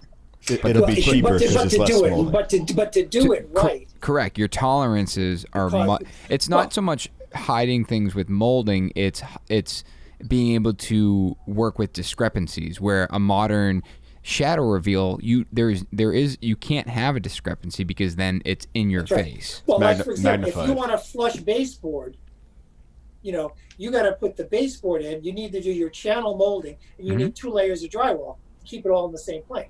Right. Just as an example. And then how do you do all your blind cut door details so it doesn't crack? We're doing that detail today. We're working on that. That's right. So, I know all those details. And I've done them all recently, again. I'd like to send you the way we did the blind cut to the door then, because right. And then which hinges do you use so it really works, and then make sure, how do you get the check so it doesn't check, and how does the door open, and how do you do your double swing doors, and then if you have that rounded edge in the door, it's not the right detail.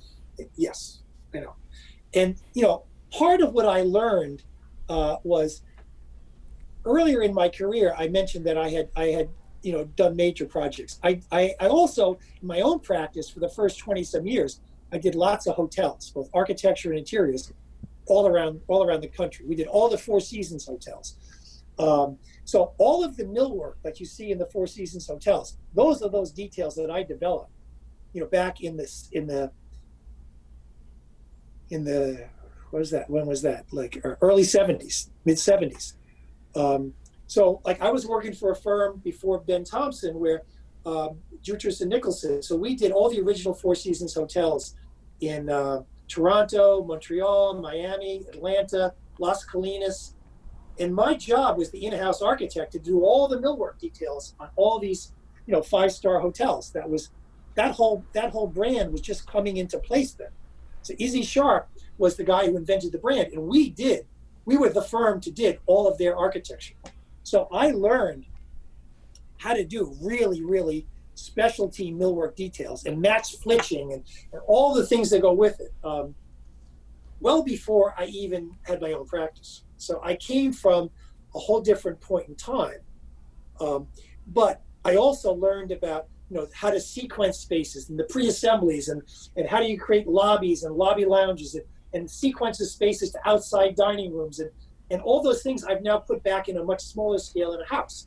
So I have these spines in my houses, so that you go through a space and rooms are off of the spine. You can get to the outside without having to trip through the living room. So you can get through spaces that go to an outdoor courtyard or a porch, or your lines of sight always resolve themselves. You don't look down a hallway and have half a doorway or half a window, but you're drawn to the outside. So all of that came from doing master planning on large resorts and hotels that I brought down to the small scale. But that's because I mean, you're obviously obsessed with this. I guess I want to think about the people that I get drawings from, that is the associates that haven't really looked over anything, don't have the experience, but yet they're still being put underneath the letterhead of whatever architect is there. How do you preserve having 17 employees that it's still a not corrupted design? Well, for example, like Mike Tardanello, who's been with me for 15 years, he is so fully vested in the Kool-Aid and the program. Nothing leaves the office unless he or I both review everything. And I, when I was in the office, because before the virus, I would take everything home on the weekends, and I redline and mark up everything. Or we do it in the office. At the end of the day, I have everybody print out everything at half scale, so I can throw it in my briefcase and and go look at stuff. Do you sleep? No, not really. You're a member of more clubs and yacht club, boat club, academic boards. It's crazy. Yeah. I'm sitting here trying to have 2 daughters, 1 wife, and a business, and I don't sleep. And you have 5 kids too. But yeah, they're grown up. But they still cost me. They're on the payroll. They still have their hands out. The 2 younger ones are definitely on the payroll still. But I'm very efficient. Let's put it that way. We do over 100 houses a year. How many projects are active at a time? Right now, I have a list. Right. I have billable projects of probably about 52 right now. Wow. But they're in different phases. Sure. Like for example, right now I have 2 things that I am personally working on. I'm doing a new restaurant. When you say personally working on, that means you're doing all of the drawing and design? Yeah.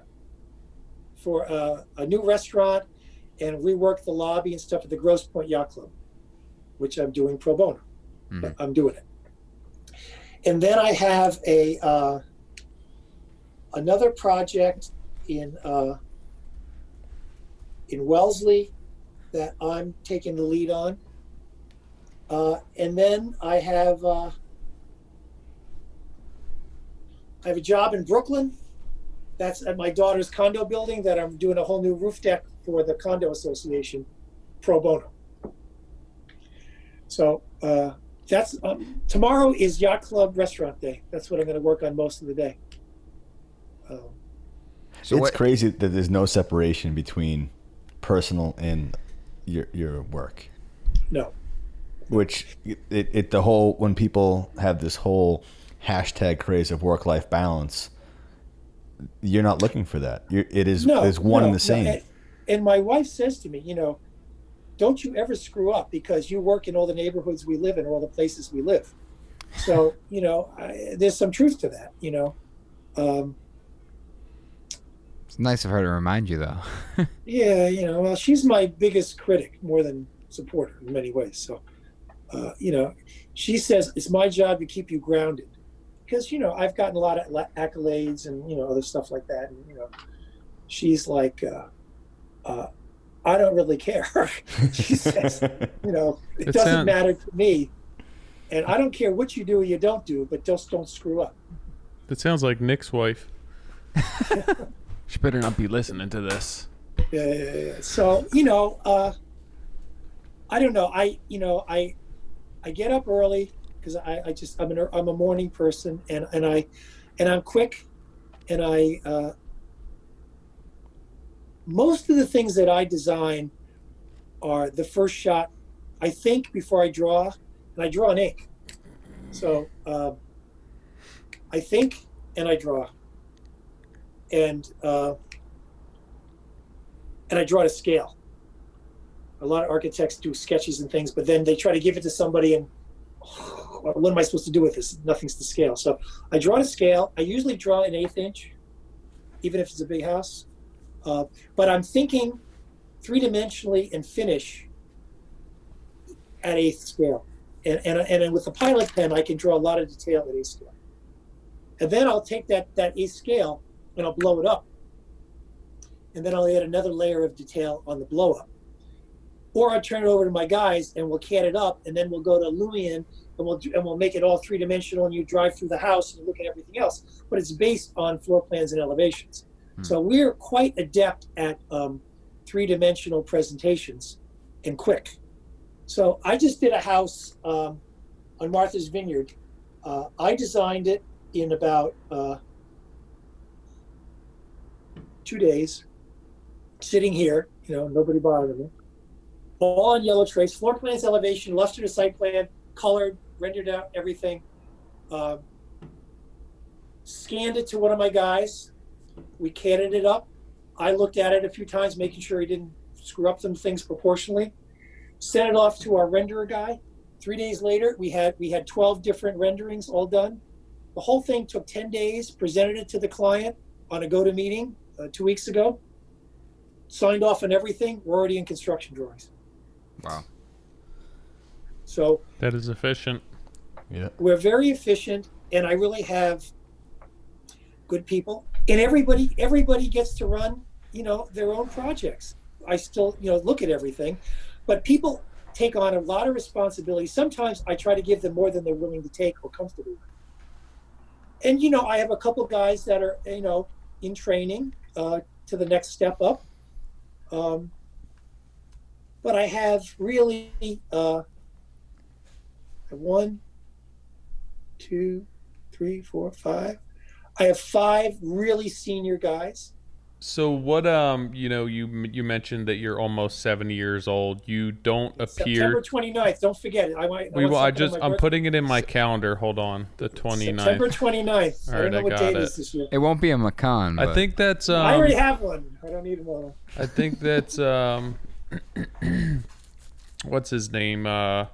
What's that singer you like? Billy something? I think that's his Joel. birthday. I think that's his birthday. You know what? He got He's a paid year back. older than I. He's already 70. He's Listen, a year older than I. he got paid back though because his daughter turned out looking exactly like him and not his Like him. wife. I know. You know. I know. So it's all there is karma.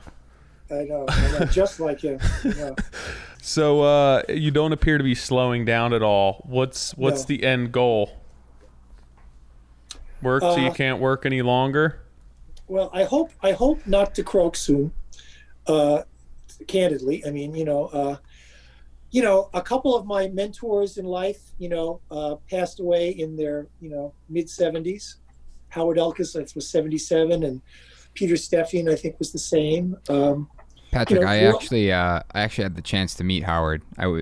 Howard was my hero. He was an amazing person. We got to work on his house over in Lincoln. In Lincoln, yeah. And I mean, he's just an absolutely amazing individual. I learned more about the art of presentation and how to sell an idea than there's 2 people in my life that have had that influence: Howard and Ben Thompson. He was so just soft, slow, and well spoken, right. And you could just sit there and listen to him talk. Because he would draw you in.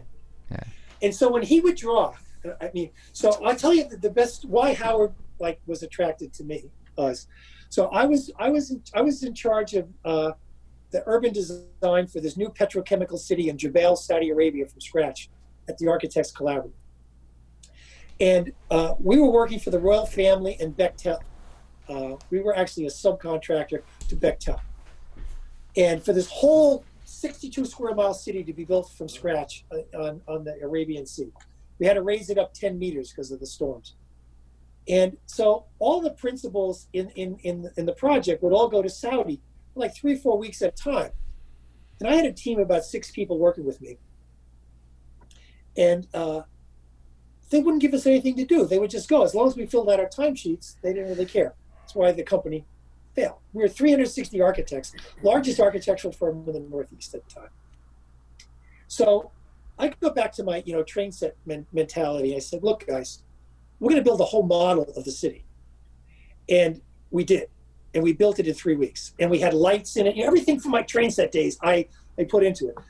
And then since I draw really small, like I could draw like a whole 8.5 by 11. I could draw half a village center, And then Charette was there at the time, right next door. So we could do these giant wallpaper, like, 14 by 30 feet long.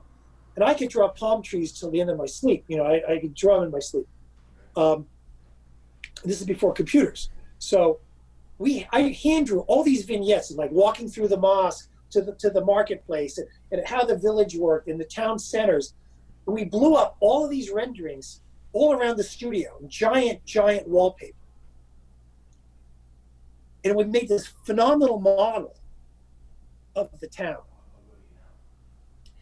And I set it all up on Sunday night, the whole night, and everybody came back with the Sheikh's son, this guy named Turkey, who was going to the GSD for architecture, and the principals. And nobody asked me to do this. I just did it. And I said, boys and girl, we're either going to get fired or we're going to get raises, or I'm not quite sure what's going to happen, but I don't care.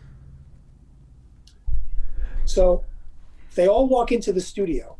Patrick, I'm going to cut you off for a second. Boys, I got to run. My mom was in an accident, but wanted to say thank you to you to be on the podcast. And okay, I hope everything's okay. Yeah, John. Head in the hospital. See you guys later. That's not good. That's not good. So, at any rate, so the bottom line is everything went well, and Howard learned of this, and then he asked me to design a tower for Boston University, kind of on the side, because he was thinking about opening up his own practice. And I built this fabulous little model that he presented to John Silber, who was the chancellor of Boston University at the time. And I made a little mahogany box for it to go in. So Howard presented my model in Howard's inimitable style, just Howard and Silber. And, you know, it never got built, but Howard kept the model and even had it on his desk for all these 30-some years later. So I lost touch with Howard. When I was head of the planning board, he came to Wellesley to make a presentation on something. So it was like weird. Now he has to present to me. And I said, this is going to be good.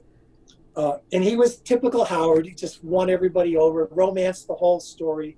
Fabulous.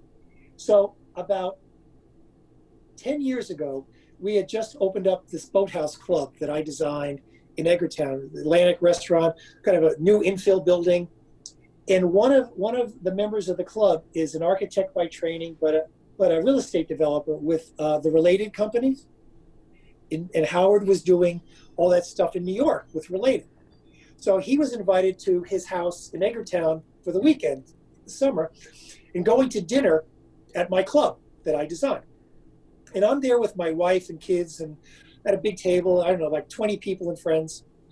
And this guy who I know comes over to me and he says, somebody you know you haven't seen in a long time wants to say hello. And in walks Howard. And as typical Howard style, he took over the whole room, the private dining room, and told the story of how he came to know about me and what I had done for him and this fabulous model and design that I worked day and night on, that he still had on his desk to this day, and how he thought that I was one of the most talented young architects he had ever met, and how he had been following my career all these years and was so proud to say that he was a part of my life when I was young. That's awesome. So when I decided to do the book, that's when I asked Howard, to write the foreword of the book and so on. And then, of course, he died just before the book came out. But, I had to put that together. And I was with him the Wednesday before he went to Florida on Friday. We were working. We had lunch together. Yeah, we were working on his house. Right. So, it was very sad. Really terrible. But I learned so much from presentation from Howard and Ben Thompson the same way, because when we were doing Faneuil Hall, we would run all these multi-projector slideshows to the BRA and Kevin White, we'd have the flowers and the Marimekko in the studio, and we'd be telling the story of the push carts and these shows of tulips and romancing everything, because the problem was nobody wanted to finance it. The city of Boston was restoring the shells, but the Rouse Company couldn't get financing because it didn't have any parking. So Kevin White, being the powerhouse mayor that he was at the time, he went to what's called the vault. He went to all the local banks and say, you collectively will finance this. And they did. And that's, and Rouse had the 99-year lease, and that's how the whole thing came to be. But I spent a couple years, following Ben around, and you got to catch him in the morning before he has his fifth Bloody Mary by 11 o'clock and he be 10. But it was quite the education between those two individuals about how I learned how to sell an idea. Yeah. And so much of those lessons have carried me through to what I do today. But Howard, in particular, was amazing. Yeah. Amazing. It's funny because listening to stories like that, Nick, I don't know if it's myself not positioning, my career in a way to have somebody who's had that impact on me, or somebody to kind of take me under their wing. But it almost seems like those lessons are fewer and far between these days, where you get people like that coming into your life to kind of steer you in the direction that you should be headed. But sometimes it's spontaneous. You never know. You never know who you're going to run into. You may have a client that may be a marketing professor, at BU or something. And you say, hey, can I spend an hour of your time? I want to talk to you about, my business practice and what I'm trying to do. You never know. I mean, maybe you learn something from this thing today. I have no idea. Yeah. I mean, I feel as though the relationship with a lot of people, and I think that, our industry and our professions are probably a microcosm of the bigger picture, but it oftentimes just feels like people are so concerned with self-preservation and their own ego and doing. Yeah, some people don't want to shift. Some people are very protective of, in quote, their approach or their details. Well, no, that's you. I can't show you that. I mean, I'm a total open book. I don't care. It doesn't matter to me. Yeah, but yeah. I think that our industry definitely needs more of that, and I think that the three of us have definitely been advocates for that, because if everyone puts out their best work and their best secrets and their best knowledge, it's only going to kind of raise the industry as a whole, right, rather than kind of. I mean, there are other contractors that I think, like FBN, they do a lot about promoting the work. So does. What the guy's name? The English guy. They do a lot of fine millwork too. A lot of back bay work. Nick would know. I'm not local to Boston. It'll come to me. I'm too tired right now. It'll come to me. But anyway, F.H. Perry, when he was practicing, these are firms that really seek out camaraderie in the profession and speak well to all the things that are going on, and they put the time and effort into communication and these kinds of things. Other people, it's just a job. It's just a job. Right. Which it's speaking of that, I've been at this for 3.5 hours, and I told my wife I'd be over at the house at 8, and so it's 9:30. Well, I was just gonna say, in respect to your time, and I think at the beginning of this podcast, you said you go to bed at 9:30. So yeah, well, I'm already there, and it is 9:30. No, all right, so I'm Patrick, happy to pick this up again. I was just gonna say a part 2 would be great, but this was absolutely fantastic. Really appreciate your time. Hopefully, you guys will learn something, and hopefully it was informative and extremely. Yeah, it's been great, and it doesn't stop here. We put this out, and there's a lot of people who are going to listen to it and get a lot of good information from it. And I think it's going to be helpful for a lot of people. So yeah, we'll be in touch. So go get some food. Great. Thank you. I will. All right, Take thanks. Bye bye. See ya. Bye. All right. As you guys probably heard, John obviously had to bounce out real quick for an emergency, so we have his mom in our prayers. Hopefully you guys stuck through that, and absolutely, just like Patrick said at the very end of this podcast, a part 2 would be great. He obviously has a lot to talk about, but an incredible amount of knowledge. I feel like my biggest takeaway from all of this was how he brought so many people on, and how he continues to invest in so many people. You've been sitting on the podcast for 3.5 hours tonight, right, to basically inform us as much. And anything that you asked him, he went way more in depth than we even necessarily needed from him, but it was basically to benefit us and to help us. And he didn't need to spend that time, and he didn't need to take that time. And I think that he's put a lot into this industry that hasn't been asked of him and not necessary of him, and probably cost him a lot of money. And it's for that greater good that he referred to. I think that's what I was getting at, is like, it basically backs up when I overinvest into a project or spend my own money on something, because I think it's going to, the rip it out mentality that it's been deemed, but it's like, because this isn't just for us, this is for everyone, outside, people that are part of this, people that are going to enjoy it, like everyone. It's that just, never being satisfied. And I think the fact that it sounds like he's built his entire career on that, which is fantastic. Yeah, at the end of the day, our names are on this, and it's not necessarily about the paycheck. Exactly. We do have a handful of reviews, so I'm going to pick a random one. And I haven't seen any of you guys email us for your free hat. I thought I saw an email come in about a free hat. Oh, then maybe I missed like it. a couple days ago. Oh, I'll go back and look.